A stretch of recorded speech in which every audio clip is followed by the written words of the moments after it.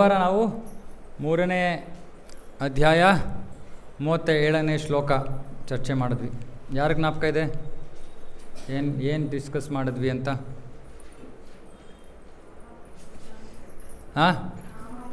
ಕಾಮ ಮತ್ತು ಪ್ರೇಮ. ಕಾಮ ಅಂದ್ರೇನು? Material desires. ಓಕೆ. ಪ್ರೇಮ ಅಂದರೆ spiritual love for Krishna. Okay. ಕಾಮ ಅಂದರೆ ನಮ್ಮ ಮೇಲೆ ಪ್ರೇಮ. ಕಾಮ ಅಂದರೆ ನಮಗೆ ನಮ್ಮ ಮೇಲೆ ಪ್ರೇಮ, ಅದು ಕಾಮ. ಯಾವಾಗ ಆ ಪ್ರೇಮವನ್ನು ನಾವು ಕೃಷ್ಣನ ಕಡೆ ತಿರುಗಿಸ್ತೀವೋ ಅದನ್ನು ಪ್ರೇಮ ಅಂತ ಕರೀತಾರೆ. ನಮ್ಮ ಮೇಲೆ ಇವತ್ತು ನಮಗೆ ತುಂಬ ಪ್ರೀತಿ, ನಮ್ಮ ಜೀವನದಲ್ಲೆಲ್ಲ ಚೆನ್ನಾಗಾಗಬೇಕು, ದೇಹಕ್ಕೆ ಯಾವ ತೊಂದರೆ ಬರಬಾರ್ದು, ಮನಸ್ಸಿಗೆ ಯಾವ ತೊಂದರೆ ಬರಬಾರ್ದು, ಇದು ದೇಹದ ಮೇಲಿನ ಪ್ರೇಮ.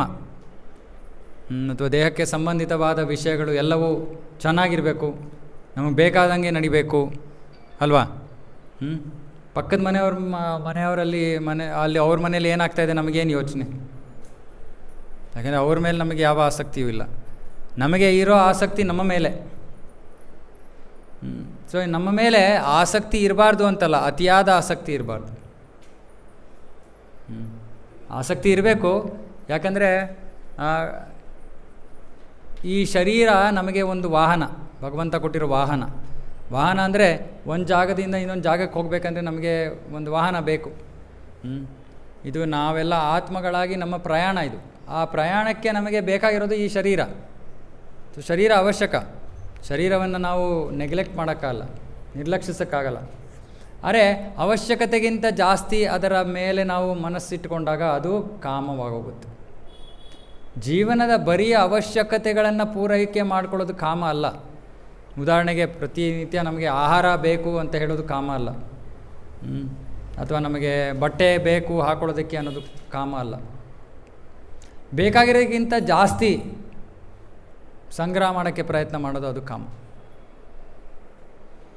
ಸೊ ಹೋದ್ವಾರದ ವಿಷಯ ಏನಾಗಿತ್ತು? ಕೃಷ್ಣ ಅರ್ಜುನ ಪ್ರಶ್ನೆ ಕೇಳ್ತಾನೆ, ಅದಕ್ಕೇನ ಪ್ರಯುಕ್ತೋಯಂ ಪಾಪಂ ಚರತಿ ಪುರುಷಃ ಅನಿಚ್ಛನ್ನಪಿ ವಾರ್ಷ್ಣೇಯ ಬಲಾದಿವ ನಿಯೋಜಿತ. ಅರ್ಜುನ ಕೇಳ್ತಾ ಇದ್ದಾನೆ, ಯಾಕೆ ಮನುಷ್ಯರು ಒಂದೊಂದು ಸತಿ ಯಾರೋ ಅವರನ್ನು ತಳ್ತಾ ಇರೋ ರೀತಿಯಲ್ಲಿ ತಪ್ಪು ಕೆಲಸಗಳು ಮಾಡ್ತಾರಲ್ಲ, ಮಾಡಬಾರ್ದು ಅಂತ ಗೊತ್ತು ನಮಗೆ, ಆದರೂ ಕೂಡ ಯಾಕೆ ಮಾಡ್ತೀವಿ ನಾವು ಅನ್ನೋ ಪ್ರಶ್ನೆ ಅರ್ಜುನ ಕೃಷ್ಣನಿಗೆ ಕೇಳ್ತಾನೆ. ಅದಕ್ಕೆ ಉತ್ತರವಾಗಿ ಕೃಷ್ಣ ಹೇಳ್ತಾ ಇದ್ದಾನೆ, ಕಾಮ ಏಷ ಕ್ರೋಧ ಏಷ ರಜೋಗುಣ ಸಮುದ್ಭವ. ಇದು ಹೋದ್ವಾರ ನಾನು ಚರ್ಚೆ ಮಾಡಿಲ್ಲ. ಇದರ ಇನ್ನೂ ಬೇಕಾದಷ್ಟು ಇನ್ನೂ 5 ಶ್ಲೋಕಗಳಿವೆ ಇದ್ರ ಮೇಲೆ. ಸೊ ಕೃಷ್ಣ ಹೇಳ್ತಾ ಇದ್ದಾನೆ, ಈ ಕಾಮ ಅನ್ನೋದು ಇದು ರಜೋಗುಣ ಸಮುದ್ಭವ, ರಜೋಗುಣದಿಂದ ಹುಟ್ಟುವಂಥದ್ದು. ಸೊ ನಾವು ಇನ್ನೊಂದು ವಿಷಯ ಹೇಳಿದ್ವಿ, ಯಾರು ಈ ಕಾಮದ ಹಿಂದೆ ಬಿದ್ದಿದ್ದಾರೋ, ಅಂದರೆ ಭೌತಿಕ ಆಸೆಗಳ ಹಿಂದೆ ಬಿದ್ದಿದ್ದಾರೋ, ಅವರು ಯಾವತ್ತೂ ತೃಪ್ತಿಯನ್ನು ಅನುಭವಿಸಲ್ಲ. ಯಾಕೆ ಅಂತ ಹೇಳಿದೆ? ಯಾಕೆ ನಾವು ತೃಪ್ತಿಯನ್ನು ಅನುಭವಿಸಲ್ಲ? ನಾವು ಎಷ್ಟೇ ಭೌತಿಕ ವಿಷಯಗಳನ್ನು ಪಡ್ಕೊಂಡ್ರೂ ನಮಗೆ ಯಾಕೆ ತೃಪ್ತಿ ಅನ್ನೋದು ಆಗೋದಿಲ್ಲ? ಏನು ಹೇಳಿದೆ ನಾನು ಕಾರಣ? ಆಸೆಗೆ ಕೊನೆಯೇ ಇಲ್ಲ. ಆಯಿತು. ಅರೆ ನಮಗೆ ಯಾಕೆ ಅದರಿಂದ ತೃಪ್ತಿ ಆಗ್ತಾಯಿಲ್ಲ? ನಾವು ದೇಹ ಅಲ್ಲ. ನಾವು ತೃಪ್ತಿ ಪಡಿಸ್ಕೊಳ್ಳೋಕೆ ಪ್ರಯತ್ನ ಮಾಡ್ತಾ ಇರೋದು ಯಾವುದಕ್ಕೆ ತೃಪ್ತಿ ಕೊಡೋಕ್ಕೆ ಪ್ರಯತ್ನ ಮಾಡ್ತಾಯಿದ್ದೀವಿ? ದೇಹಕ್ಕೆ ತೃಪ್ತಿ ಕೊಡೋಕ್ಕೆ ಪ್ರಯತ್ನ ಮಾಡ್ತಾಯಿದ್ದೀವಿ. ಆದರೆ ನಾವು ದೇಹ ಅಲ್ಲ, ನಾವು ಆತ್ಮ. ಹಾಗಾಗಿ ನಮಗೆ ತೃಪ್ತಿ ಆಗ್ತಾಯಿಲ್ಲ. ನಾನು ಹೇಳಿದಾಗೆ ನನಗೆ ಹೊಟ್ಟೆ ಹಸಿತಾ ಇದ್ದರೆ ನಾನು ಇನ್ನೊಬ್ಬರಿಗೆ ತಿನ್ನಿಸಿದ್ರೆ ನನ್ನ ಹೊಟ್ಟೆ ಹಸುವ ಹಾಗೇ ಇರುತ್ತೆ. ಹಾಗಾಗಿ ಈ ಸಂತೋಷದ ಅವಶ್ಯಕತೆ ನನಗಿದೆ. ನಾನು ಅಂದರೆ ಆತ್ಮ ಸಂತೋಷವನ್ನು ಅನುಭವಿಸಿದಾಗ ನನಗೆ ಭೌತಿಕ ಜಗತ್ತಿನಲ್ಲಿ ಏನೂ ಬೇಕಾಗಲ್ಲ. ಏನಿದ್ರೂ ಸರಿ, ಏನಿಲ್ಲದೆ ಇದ್ರೂ ಸರಿ. ಅರೆ ಇವತ್ತು ನಾವು ಆತ್ಮಕ್ಕೆ ತೃಪ್ತಿ ಆನಂದವನ್ನು ಕೊಡೋ ಪ್ರಯತ್ನದಲ್ಲಿಲ್ಲ. ನಾವು ದೇಹಕ್ಕೆ ತೃಪ್ತಿಯನ್ನು ಕೊಡೋ ಪ್ರಯತ್ನದಲ್ಲಿದ್ದೀವಿ. ದೇಹಕ್ಕೆ ನಾವು ಎಷ್ಟೇ ತೃಪ್ತಿ ಕೊಟ್ಟರೂ ಕೂಡ ಆತ್ಮಕ್ಕೆ ಸಂತೋಷ ಸಿಗಲ್ಲ. ಅದಕ್ಕೆ ನಾವು ಅತೃಪ್ತರಾಗಿರ್ತೀವಿ, ಡಿಸ್ಸ್ಯಾಟಿಸ್ಫೈಡ್. ಯಾಕೆಂದರೆ ಆತ್ಮಕ್ಕೆ ನಾವು ಆಹಾರವನ್ನು ಕೊಡಬೇಕು. ಯಾಕೆಂದರೆ ನಾವು ಆತ್ಮಕ್ಕೆ ಆಹಾರ ಕೊಡ್ತಾ ಇಲ್ಲ, ದೇಹಕ್ಕೆ ಎಷ್ಟೊಂದು ಆಹಾರ, ಬಟ್ಟೆ, ಅದು ಇದು ಎಲ್ಲ ಕೊಡೋಕ್ಕೆ ಪ್ರಯತ್ನ ಮಾಡ್ತಾಯಿದ್ದೀವಿ. ಆದರೆ ಅದರಿಂದ ಆತ್ಮಕ್ಕೆ ತೃಪ್ತಿ ಸಿಗೋಲ್ಲ. ಅದಕ್ಕೆ ಆಸೆ ಕೊನೆ ಇಲ್ಲ. ಕೊನೆ ಯಾಕಿಲ್ಲ? ಯಾಕೆಂದರೆ ಹುಡುಕ್ತಾ ಇದ್ದೀವಿ, ಇದರಿಂದ ಆಗ್ಬೋದು, ಅದರಿಂದ ಆಗ್ಬೋದು, ಇನ್ನೊಂದರಿಂದ ಆಗ್ಬೋದು, ಮತ್ತೊಂದರಿಂದ ಆಗ್ಬೋದು. ಯಾವುದರಿಂದನೂ ಆಗಲ್ಲ. ಎಷ್ಟು ಬೇಕಾದ್ರೆ ಪಡ್ಕೊಂಡು ಬಿಡಿ. ನೀವೇನು ಅಂದ್ಕೊಂಡಿದ್ದೀರಾ? ಯಾರ ಹತ್ರ ಎಲ್ಲ ಇದೆಯೋ ಅವರು ತೃಪ್ತರಾಗಿದ್ದಾರಾ? ಅವನು ಯಾರು ಜಗತ್ತಿನಲ್ಲಿ ಎಲ್ಲಕ್ಕಿಂತ ಸಾಹುಕಾರ ಯಾರಿದ್ದಾನೆ? ಅವನ ಹೆಸರೇನು? Elon Musk. ಅವನ ಹತ್ರ ಹೋಗಿ ಕೇಳಿ, ತೃಪ್ತನಾಗಿದ್ದೇನಪ್ಪ ಜೀವನದಲ್ಲಿ ಅಂತ. ಯಾರು ಭೌತಿಕ ವಿಷಯಗಳ ಹಿಂದೆ ಓಡ್ತಾ ಇದ್ದಾರೋ ಅವ್ರ ಜೀವನದಲ್ಲಿ ಯಾವತ್ತೂ ತೃಪ್ತಿಯನ್ನು ಅನುಭವಿಸೋಕ್ಕೆ ಸಾಧ್ಯ ಇಲ್ಲ. ಯಾಕಂದರೆ ಅದು ಅವರಿಗೆ ಕೊಡ್ತಾನೇ ಇಲ್ಲ, ಅದು ಅವರ ಶರೀರಕ್ಕೆ ಕೊಡ್ತಾ ಇರೋದು. ಇದನ್ನು ದಯವಿಟ್ಟು ಮರಿಬೇಡಿ. ಇದನ್ನು ಭೌತಿಕ ವಸ್ತುಗಳು ನಮಗೆ ಬೇಡ ಅಂತ ಯಾರೂ ಹೇಳ್ತಾ ಇಲ್ಲ. ದೇಹವನ್ನು ನಾವು ನಡೆಸಬೇಕು ಅಂದರೆ ಊಟ ಬೇಕೇ ಬೇಕು, ಒಂದು ಸಮಾಜದಲ್ಲಿ ಇರಬೇಕು ಅಂದರೆ ಬಟ್ಟೆ ಬೇಕೇ ಬೇಕು, ಇರೋದಕ್ಕೆ ಒಂದು ಮನೆ ಬೇಕೇ ಬೇಕು. ಇದೆಲ್ಲ ಅಗತ್ಯತೆಗಳು, ಅದರಲ್ಲೇನು ತಪ್ಪೇ ಇಲ್ಲ. ಅರೆ ಅವಶ್ಯಕತೆಗಿಂತ ಜಾಸ್ತಿ ದೇಹಕ್ಕೆ ಕೊಡೋಕ್ಕೆ ಪ್ರಯತ್ನ ಮಾಡ್ತೀವಲ್ಲ, ಆವಾಗ ನಮಗೆ ತೃಪ್ತಿ ಅನ್ನೋದೇ ಸಿಗೋದಿಲ್ಲ. ಇದು ರಜೋಗುಣದ ಕಾರಣ. ಕೃಷ್ಣ ಹೇಳ್ತಾನೆ ರಜೋಗುಣದ ಕಾರಣ. ರಜೋಗುಣ ಅಂದರೆ ನಮಗೆ ಬಿಸಿ ಬಿಸಿ ಬಿಸಿ ಬಿಸಿ ಬಿಸಿ, ಒಂದು ಕ್ಷಣ ಒಂದು ಕಡೆ ಕೂತ್ಕೊಳ್ಳೋಕ್ಕಾಗಲ್ಲ ನಮಗೆ. ಇದು ರಜೋಗುಣ. ಸತ್ವಗುಣದಲ್ಲಿರೋ ವ್ಯಕ್ತಿ ಅವನು ಶರೀರಕ್ಕೋಸ್ಕರ ವಸ್ತುಗಳನ್ನು ಪಡ್ಕೊಳ್ಳೋದ್ರ ಹಿಂದೆ ಬಿದ್ದಿಲ್ಲ. ಅವನು ಗೊತ್ತು ನಾನು ಆತ್ಮ. ಸೊ ಆತ್ಮಕ್ಕೆ ತೃಪ್ತಿ ಆಗೋ ರೀತಿಯಲ್ಲಿ ಕೆಲಸವನ್ನು ಮಾಡ್ತಾನೆ. ಅದು ಭಕ್ತಿ ಆಗಿಲ್ಲದೆ ಇರ್ಬೋದು. ಸತ್ವಗುಣದಲ್ಲಿರೋನು ಭಕ್ತಿ ಮಾಡ್ತಾನೆ ಅಂತಲ್ಲ. ಇವಾಗ ಉದಾಹರಣೆಗೆ ಒಂದೊಂದು ದೇವಸ್ಥಾನದಲ್ಲಿ ನೋಡ್ತೀವಿ ನಾವು, ಕೆಲವರು ಪೂಜಾರಿಗಳು ಸತ್ವಗುಣದಲ್ಲಿ, ಅಂದರೆ ಅವ್ರ ಮುಖದಲ್ಲೇ ನೋಡಿದ್ರೆ ನಾವು ಹೇಳ್ತೀವಿ ಅವು ಕಳೆ ಇದೆ ನೋಡಿ, ಸತ್ವಗುಣದ ವ್ಯಕ್ತಿ. ಅವರಲ್ಲಿ ಭಕ್ತಿ ಇರ್ಬೋದು, ಇಲ್ಲದೇ ಇರ್ಬೋದು. ಅರೆ ಆ ಸತ್ವಗುಣದಲ್ಲಿ ವ್ಯಕ್ತಿ ಜೀವನ ನಡೆಸ್ತಾ ಇದ್ದರೆ ಅವನಿಗೆ ಏನಿದೆಯೋ ಅದರಲ್ಲೇ ತೃಪ್ತನಾಗಿರ್ತಾನವನು. ಆದರೆ ರಜೋಗುಣದಲ್ಲಿ ಯಾರಿದಾನೋ ಅವನಿಗೆ ಯಾವತ್ತೂ ತೃಪ್ತಿ ಅನ್ನೋದೇ ಇರಲ್ಲ. ಅದಕ್ಕೆ ಪೆಪ್ಸಿ ಆಡ್ ಏನಿದ್ದಿದ್ದು? ರಜೋಗುಣದವ್ರಿಗಿದ್ದಿದ್ದು. ದಿಲ್ ಮಾಂಗೆ ಮೋರ್. ಇದು ರಜೋಗುಣದ, ಯಾಕಂದರೆ ರಜೋಗುಣದವ್ರು ತಾನೇ ಕುಡಿಯೋದು ಪೆಪ್ಸಿ. ಸೊ ಅವರಿಗೆ ತೃಪ್ತಿ ಅನ್ನೋದು ಸಿಗೋದಿಲ್ಲ. ಸೊ ಆತ್ಮಕ್ಕೆ ನಾವು ತೃಪ್ತಿಯನ್ನು ಕೊಡೋಕ್ಕೆ ಪ್ರಯತ್ನ ಮಾಡಬೇಕು. ಅದಕ್ಕೆ ಮಾರ್ಗ ಏನು ಅಂತ ಹೇಳಿದೆ ನಾನು? ಸವೈ ಪುಂಸಾಂ ಪರೋ ಧರ್ಮೋ ಯಥೋ ಭಕ್ತಿರಧೋಕ್ಷಜೆ ಅಹೈತುಕೀಯ ಪ್ರತಿಹತ ಯಯಾತ್ಮ ಸುಪ್ರಸೀದತಿ. ನೋಡಿ ಹೇಳ್ತಾ ಇದ್ದಾರೆ ಭಾಗವತದಲ್ಲಿ, ಸವೈ ಪುಂಸಾಂ ಪರೋ ಧರ್ಮೋ, ಪರಧರ್ಮ. ಎಲ್ಲರೂ ಧರ್ಮ ಆಚರಣೆ ಮಾಡಬೇಕು, ಮನುಷ್ಯನಾಗಿ ಧರ್ಮಾಚರಣೆ ಮಾಡಬೇಕು. ಅರೆ ಮನುಷ್ಯರಿಗೆ 2 ತರಹದ ಧರ್ಮ ಇದೆ. ಹರೇ ಕೃಷ್ಣ, ಈ ಕಡೆ ಗಮನ, ಈ ಕಡೆ ಇರಲಿ. ಬರೋರು ಬರ್ತಾರೆ, ಹೋಗೋರು ಹೋಗ್ತಾರೆ. ನಮ್ಮ ಜೀವನದ ಥರ ನಾವು ಬರ್ತೀವಿ, ಯಾವಾಗ ಹೊಟ್ಟೋಗ್ತೀವಿ ಯಾರಿಗೂ ಗೊತ್ತಾಗಲ್ಲ, ಹಂಗೆ ಹೊಟ್ಟೋಗಿರ್ತೀವಿ ಅಷ್ಟೇ. ಒಂದು 10 ದಿನ ಜ್ಞಾಪಕ ಇಟ್ಕೋತಾರೆ, ಆಮೇಲೆ ಎಲ್ಲ ಮರ್ತು ಬಿಡ್ತಾರೆ ಅಷ್ಟೇ. ಸೊ ಇಲ್ಲಿ ಹೇಳ್ತಾ ಇದ್ರೆ ಮನುಷ್ಯನಿಗೆ ಪರಧರ್ಮ ಅಂತ ಇದೆ, ಅಪರಾಧರ್ಮ, ಪರಧರ್ಮ. ಪರಾಧರ್ಮ ಅಂದರೆ ಎಲ್ಲಕ್ಕಿಂತ ಶ್ರೇಷ್ಠವಾದ ಧರ್ಮ, ಈ ಭೌತಿಕ ಲೌಕಿಕ ಧರ್ಮವನ್ನು ಮೀರಿರುವಂಥದ್ದು. ಏನದು? ಯಥೋ ಭಕ್ತಿರಧೋಕ್ಷಜೆ. ಅಧೋಕ್ಷಜ ಅಂದರೆ ಏನು ಅಂತ ಹೇಳಿದೆ? ಯಾರ್ಯಾರು ಜ್ಞಾಪಕ ಇದೆಯಾ? ಯಾರು ನೋಟ್ಸ್ ಮಾಡ್ಕೋತಾ ಇದ್ದೀರೋ ನೀವಾದ್ರೂ ಜ್ಞಾಪಕ ಇಟ್ಕೋಬೇಕಲ್ವ? ಸ್ವಲ್ಪ ಹಿಂದೆ ತಿರುಗಿಸಿ. ಅಕ್ಷ ಅಂದ್ರೇನು? ಅಕ್ಷಿ, ಅಕ್ಷ ಕಣ್ಣು. ಜ ಅಂದರೆ ಪದ್ಮಜ ಅಂದರೆ ಏನರ್ಥ? ಹುಟ್ಟಿರೋದು. ಜ ಅಂದರೆ ಜನ್ಮ. ಅಕ್ಷಜ ಅಂದರೆ ಕಣ್ಣಿಂದ ಉದ್ಭವ ಆಗಿರೋದು, ಅಂದರೆ ಕಣ್ಣಿಗೆ ದೃಷ್ಟಿ ಏನು ನಮಗೆ ಕಾಣುತ್ತೋ ವಸ್ತುಗಳು, ಅದಕ್ಕೆ ಅಕ್ಷಜ ಅಂತಾರೆ. ಅಧೋಕ್ಷಜ ಅಂದರೆ ಕಣ್ಣಿಗೆ ಕಾಣದೇ ಇರುವಂಥದ್ದು. ಯಾರು ಕಣ್ಣಿಗೆ ಕಾಣದೇ ಇರೋಂಥವನು? ಭಗವಂತ. ಹಾಗಾಗಿ ಅವನ ಹೆಸರು ಅಧೋಕ್ಷಜ. ಯಥೋ ಭಕ್ತಿರ್ ಅಧೋಕ್ಷಜೆ. ಯಾವಾಗ ನಾವು ಅಧೋಕ್ಷಜನಿಗೆ, ಕೃಷ್ಣನಿಗೆ ಭಕ್ತಿ ಸೇವೆಯನ್ನು ಮಾಡ್ತೀವೋ ಯಯಾತ್ಮ ಸುಪ್ರಸಿದ್ಧತೆ. ಆದರೆ ಯಾವ ಥರ ಭಕ್ತಿ? ಇವಾಗ ನಾವೇನಾದ್ರು ಮನಪೂರ್ವಕವಾಗಿ ಮನಸ್ಸನ್ನು ಸಂಪೂರ್ಣವಾಗಿ ಕೀರ್ತನೆಯಲ್ಲಿ, ಇವಾಗ ನಾವು ಕೀರ್ತನೆ ಮಾಡ್ತೀವಿ ಪ್ರತಿ ವಾರ. ಕ್ಲಾಸ್ ಶುರು ಮಾಡೋಕ್ಕಿಂತ ಮುಂಚೆ ಎಷ್ಟೊತ್ತಿಗೆ ಕೀರ್ತನೆ ಶುರು ಆಗುತ್ತೆ? 6:30. 7 ಗಂಟೆಗಲ್ಲ, 7:15 ಖಂಡಿತ ಇಲ್ಲ. 6:30 ಕೀರ್ತನೆ ಶುರು ಆಗುತ್ತೆ. 6:30 ಕೀರ್ತನೆ ಶುರು ಮಾಡಿ ಎಷ್ಟೊಂದು ಜನ ಭಕ್ತರು ಪ್ರತಿ ವಾರ ಬರ್ತಾರೆ, ಬಂದು ಕೂತ್ಕೋತಾರೆ. ಇವಾಗ 6:30 7 ಗಂಟೆ ತನಕ ಕೀರ್ತನೆ ಮಾಡಾದ್ಮೇಲೆ ಅವ್ರಿಗೆ ಏನು ಅನ್ನಿಸ್ತಾ ಇರುತ್ತೆ? ಅಯ್ಯೋ ಯಾಕಾದರೂ ಬಂದಪ್ಪ, ಮನೆಯಲ್ಲಿ ಇನ್ನೊಂದು ಅರ್ಧ ಗಂಟೆ ಮಲ್ಕೋಬೋದಾಯ್ತು ಅಂತ ಅನ್ಸುತ್ತಾ? ಏನನ್ಸುತ್ತೆ? ಸಂತೋಷ ಆಗುತ್ತೆ. ಸಂತೋಷ ಆಗುತ್ತೆ. ಯಾಕೆ ಸಂತೋಷ ಯಾಕೆ ಆಗುತ್ತೆ ಅಂದರೆ, ನಾವು ಯಾರೋ ಫಿಲಮ್ ಸ್ಟಾರ್ ಹೆಸರನ್ನು ತೊಗೊಳ್ತಾ ಇಲ್ಲ. ಅಲ್ಲಿ ಯಾರ ಹೆಸರನ್ನು ತೊಗೋತಾ ಇದ್ದೀವಿ? ಭಗವಂತನ ಹೆಸರು ತೊಗೊಂಡಾಗ ಅದು ಭಕ್ತಿ ಸೇವೆ ಆಗುತ್ತೆ. ಸೊ ಸುಮ್ಮನೆ ಅರ್ಧ ಗಂಟೆ ನಾವು ಕೀರ್ತನೆಯನ್ನು ಮಾಡಿದ್ರೆ ಮನಸ್ಸನ್ನು ಆದರೆ ಅದರಲ್ಲಿ ಕೇಂದ್ರೀಕರಿಸಬೇಕು. ಅದಕ್ಕೆ ನಾನು ನೋಡ್ತೀನಿ ಎಷ್ಟೊಂದು ಜನ ಭಕ್ತರು ಕಣ್ಣು ಮುಚ್ಕೊಂಡು ಕೀರ್ತನೆ ಮಾಡ್ತಾರೆ, ಬಹಳ ಒಳ್ಳೆಯದು. ಯಾಕಂದರೆ ಆವಾಗ ಹೊರಗಡೆ ಏನಾಗ್ತಾಯಿದೆ ಅದಕ್ಕೂ ನಮಗೂ ಏನೂ ಸಂಬಂಧ ಇಲ್ಲ. ಸೊ ಅದು ಭಕ್ತಿ ಸೇವೆ. ಆ ಭಕ್ತಿ ಸೇವೆಯನ್ನು ಮಾಡಿದಾಗ ಯಯಾತ್ಮ ಸುಪ್ರಸಿದ್ಧತಿ, ಆಟೋಮೆಟಿಕ್ಕಾಗಿ ಆತ್ಮಕ್ಕೆ ಆನಂದ ಸಿಗುತ್ತೆ. ಏನು ಮಾಡಬೇಕಾಗಿಲ್ಲ, ಎಲ್ಲೂ ಹುಡ್ಕೊಂಡು ಹೋಗ್ಬೇಕಾಗಿಲ್ಲ, ಒಂದು ಪೈಸಾ ಖರ್ಚು ಮಾಡಬೇಕಾಗಿಲ್ಲ. ಆನಂದವನ್ನು ಪಡೆಯೋದಕ್ಕೆ ನಾವು ಏನು ಭೌತಿಕವಾದದ್ದು ಏನು ಪಡೆಯೋ ಅವಶ್ಯಕತೆ ಇಲ್ಲ. ಸುಮ್ಮನೆ ಭಗವಂತನ ಭಕ್ತಿ ಸೇವೆ ಮಾಡಬೇಕು. ಆವಾಗ ನಮಗೆ ಆಟೋಮೆಟಿಕ್ಕಾಗಿ ಭೌತಿಕ ವಸ್ತುಗಳ ಹಿಂದೆ ಓಡೋದು ಅವಶ್ಯಕತೆ ಇಲ್ಲ. ಯಾಕಂದರೆ ನನಗೆ ಬೇಕಾಗಿರೋದು ಆನಂದ ನನಗೆ ಸಿಕ್ಕಿದೆ, ಭೌತಿಕ ವಸ್ತುಗಳ ಹಿಂದೆ ಓಡಲ್ಲ ನಾವು ಅವಾಗ. ಆದರೆ ನಮ್ಮ ಸಮಸ್ಯೆ ಏನು ಅಂದರೆ, ನಾನು ಮುಂಚೆನೂ ಹೇಳ್ತೀನಿ, ಇವಾಗ ಇಲ್ಲಿ ಏನೋ ಒಂದು ಲೈಟ್ ಇರುತ್ತೆ, ಪ್ಲಗ್ ಹಾಕಿರ್ತೀವಿ ನಾವು. ಆ ಪ್ಲಗ್ ಹಾಕಿರೋ ತನಕ ಲೈಟ್ ಉರಿತಾ ಇರುತ್ತೆ, ತೆಗೆದ ತಕ್ಷಣ ಏನಾಗುತ್ತೆ, ಆಫ್ ಆಗೋಗುತ್ತೆ. ಸೊ ನಮ್ಮ ಭಕ್ತಿ ಇವತ್ತು ಅದೇ ಸ್ಥಿತಿಯಲ್ಲಿರೋದು. ಅಂದರೆ ಆ ಅರ್ಧ ಗಂಟೆ ಕೀರ್ತನೆ ಮಾಡೋ ತನಕ ನಮಗೆ ಆನಂದ, ಆಮೇಲೆ ಇಲ್ಲಿಂದ ಹೋದ ತಕ್ಷಣ ತಿರ್ಗಾ ವಾಪಸ್ ನಮ್ಮ ಜಗತ್ತಿಗೆ ವಾಪಸ್ ಹೊರಟೋಗ್ತೀವಿ. ಆಮೇಲೆ ಗೊಯ್ ಗೊಯ್ ಗೊಯ್ ಗೊಯ್ ಗೊಯ್ ಗೊಯ್ ಗೊಯ್ ಅಲ್ವಾ? ಎಲ್ಲರ ಜೀವನದಲ್ಲೂ ಅದು ಬೇರೆ ಬೇರೆ ರಾಗ ತಾಳ ಬೇರೆ ಇರುತ್ತೆ ಅಷ್ಟೇ, ವಿಷಯಗಳು ಬೇರೆ ಇರುತ್ತೆ. ಆದರೆ ಎಲ್ಲರ ಜೀವನದಲ್ಲೂ ಗೊಯ್ ಗೊಯ್ಯಾನೆ. ಸೊ ಈ ಅರ್ಧ ಗಂಟೆ ಸಮಯ ನಾವು ಮಾಡೋಷ್ಟು ಸಮಯ ನಮಗೆ ಆನಂದ. ಅಂದರೆ ಏನರ್ಥ, ನಾವು ಎಷ್ಟೊತ್ತು ಭಕ್ತಿಯ ಸಂಪರ್ಕದಲ್ಲಿರ್ತೀವೋ ಅಷ್ಟು ನಮಗೆ ಆನಂದ. ಪ್ಲಗ್ ತೆಗೆದ ತಕ್ಷಣ ಹೋಯ್ತು. ಅದಕ್ಕೆ ಈ ಶ್ಲೋಕದಲ್ಲಿ ಹೇಳ್ತಾರೆ, ನಿಮಗೆ ಯಾವಾಗಲೂ ಆನಂದ ಬೇಕಾ? ಎಷ್ಟು ಜನಕ್ಕೆ ಯಾವಾಗಲೂ ಆನಂದ ಬೇಕು? ಸದಾ? ಗ್ಯಾರಂಟಿನಾ? ಸದಾ ಆನಂದ ಬೇಕು ಅಂದರೆ ಏನು ಮಾಡಬೇಕು? ಸದಾ ಭಕ್ತಿಯನ್ನು ಮಾಡಬೇಕು. ಪ್ರಭು ಮತ್ತು ಊಟ ಹೊಟ್ಟೆಪಾಡನ್ನು ಮಾಡಬೇಡಿ ಅಂತ ಹೇಳಿಲ್ಲ ಕೃಷ್ಣ. ಅರ್ಜುನಿಗೆ ಹೇಳಿದ್ನ, ಯುದ್ಧ ಮಾಡಬೇಡ, ಹೋಗಪ್ಪ ಹರೇ ಕೃಷ್ಣ ಮಾಮಂತ್ರ ಜಪ ಮಾಡು. ಇಲ್ಲ, ಆಮೇಲಿಂದ ಮನುಸ್ಮರ ಯುದ್ಧಚ, ನಿನ್ನ ಜೀವನದ ಯುದ್ಧವನ್ನು ನಡೆಸು ಅರ್ಜುನ, ನನ್ನನ್ನು ಮರಿಬೇಡ.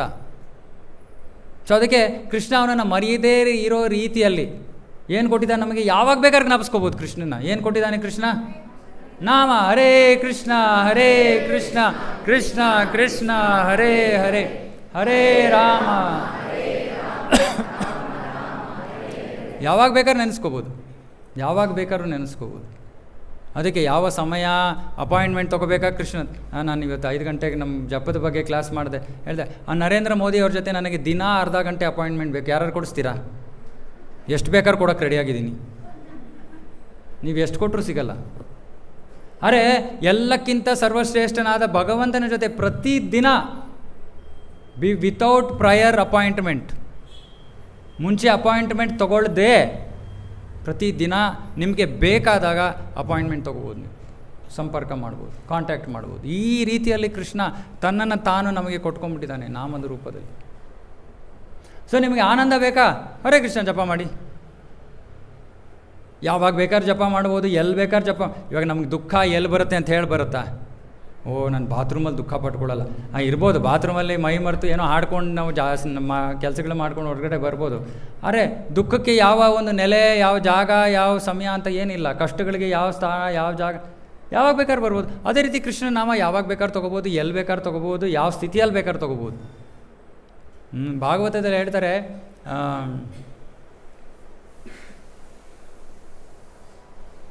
ಶ್ಲೋಕ ಜ್ಞಾಪಕ ಬರ್ತಲ್ಲ. ಆಪನ್ನ ಸಂಸ್ಕೃತಿ ಘೋರಾಂ ಯನ್ನಾಮೋ ವಿವಶೋ ಗೃಣನ್ ತಥೋ ಸದ್ಯೋಪಿ ಮುಚ್ಚೇತ ತಥಾ ಸದ್ಯೋ ವಿಮುಚ್ಚೆ ಮರ್ತಾಗ್ತದೆ. ತಥಾ ಸದ್ಯೋ ವಿಮುಚ್ಚೇತ ಯದ್ ಬಿಬೇತಿ ಸ್ವಯಂ ಭಯಂ. ಹೇಳ್ತಾ ಇದ್ದಾರೆ, ಆಪನ್ನ ಸಂಸ್ಕೃತಿ ಘೋರಂ, ಭೌತಿಕ ಜಗತ್ತು ಘೋರವಾದದ್ದು. ಯಾರು ಈ ಘೋರವಾದ ಭೌತಿಕ ಜಗತ್ತಿನಲ್ಲೂ ತನ್ನಾಮೋ ವಿವಶೋ ಗೃಣನ್. ವಿವಶೋ ಅಂದರೆ ಪರಿಸ್ಥಿತಿಯ ಒತ್ತಡದಿಂದ ನಾವು ವಿವಶರಾಗಿ, ಏನು ಅಂದರೆ ಕೈನಲ್ಲಿ ಏನು ಮಾಡಬೇಕು ಅಂತ ಗೊತ್ತಿಲ್ಲದೆ ಮೂರ್ಛಿತ ಸ್ಥಿತಿಯಲ್ಲಿ ನಾವು ಭಗವಂತ ನಾಮವನ್ನು ತಗೊಂಡ್ರೂ ಕೂಡ ಆ ಭಗವಂತನ ನಾಮದ ಪ್ರಭಾವ ನಮ್ಮ ಮೇಲೆ ಇರುತ್ತೆ. ಆ ನಾಮದಿಂದ ಯದ್ಭಿಬೇತಿ ಸ್ವಯಂ ಭಯಂ. ಭಯ ಅನ್ನೋದು ಅವನ ನಾಮವನ್ನು ಕೇಳಿ ದೂರ ಓಡುತ್ತಂತೆ. ಸುಮ್ಮನೆ ಭಗವಂತನ ನಾಮವನ್ನು ಕೇಳಿ ಭಯ ದೂರ ಓಡುತ್ತೆ. ಹಾಗಾಗಿ ಹೇಳ್ತಾ ಇದ್ದಾರೆ, ನಮ್ಮ ಜೀವನದಲ್ಲಿ ಎಂತಹ ಪರಿಸ್ಥಿತಿ ಆದರೂ ಇದ್ಕೊಳ್ಳಿ, ನಾವೇನು ಮಾಡಬೇಕು, ಭಗವಂತನ ಸಂಪರ್ಕಕ್ಕೆ ಬಂದುಬಿಡ್ಬೇಕು. ನಾವು ಯಾರೋ ಪೊಲೀಸ್ ಹಿಡಿದಾಗ ಹೇಳ್ತೀವಲ್ಲ, ಒಂದು ನಿಮಿಷ ನೋಡಿ ಫೋನ್ ಮಾಡ್ತೀನಿ, ನಾನು ಯಾರು ಅಂತ ಗೊತ್ತಾ ನಿನಗೆ, ಯಾವುದೋ ಕಾಂಟ್ಯಾಕ್ಟ್ ಹುಡುಕ್ತೀವಲ್ವ, ಇವ್ರಿಗೆ ಫೋನ್ ಮಾಡ್ತೀವಿ, ಅವ್ರಿಗೆ ಫೋನ್ ಮಾಡ್ತೀವಿ. ಯಾವ ಸಮಯದಲ್ಲಿ ಬೇಕಾದ್ರೂ ಕೃಷ್ಣನಿಗೆ ಫೋನ್ ಮಾಡ್ಬೋದು, ಯಾವ ಸಮಯದಲ್ಲಿ, ಯಾವ ಪರಿಸ್ಥಿತಿಯಲ್ಲಾದರೂ. ಸೊ ನಾವು ಎಷ್ಟು ಕೃಷ್ಣನ ಸಂಪರ್ಕದಲ್ಲಿರ್ತೀವೋ ಅಷ್ಟು ಆನಂದ. ಅದನ್ನು ಪ್ಲಗ್ ತೆಗೆದ ತಕ್ಷಣ, ಸೊ ಇದು ಬಹಳ ಬಹಳ ಮುಖ್ಯವಾದ. ಅದಕ್ಕೆ ಹರೇ ಕೃಷ್ಣ ಮಹಾಮಂತ್ರ ಎಷ್ಟು ಮುಖ್ಯವಾದದ್ದು ಅಂದರೆ ನಮಗೆ ಅದರ ವ್ಯಾಲ್ಯೂ ಎಷ್ಟು ಅಂತ ನಮಗೆ ಗೊತ್ತಿಲ್ಲ. ಅಷ್ಟು ಚೀಪ್ ಅಲ್ಲ ಭಗವಂತ. ಆದರೆ ಭಗವಂತ ಕಲಿಯುಗಕ್ಕೆ ಈ ಜನರು ಎಷ್ಟು ಇವ್ರ ಕೈನಲ್ಲಿ ಏನೂ ಮಾಡೋಕ್ಕಾಗಲ್ಲ, ನಾಮ ಆದರೂ ಮಾಡಲಿ, ನಾಮ ಆದರೂ ಜಪ ಮಾಡಲಿ ಅಂತ ತನ್ನನ್ನು ತಾನು ನಾಮದ ರೂಪದಲ್ಲಿ ಕೊಟ್ಕೊಂಡ್ಬಿಟ್ಟಿದ್ದಾನೆ. ಹಾಗಾಗಿ ದಯವಿಟ್ಟು ಎಲ್ಲರಲ್ಲೂ ಕೈ ಮುಗಿದು ಪ್ರಾರ್ಥನೆ ಮಾಡ್ಕೋತೀನಿ, ನಿಮ್ಮ ಜೀವನ ಉದ್ಧಾರ ಮಾಡೋದು ನಿಮ್ಮ ಕೈನಲ್ಲಿದೆ.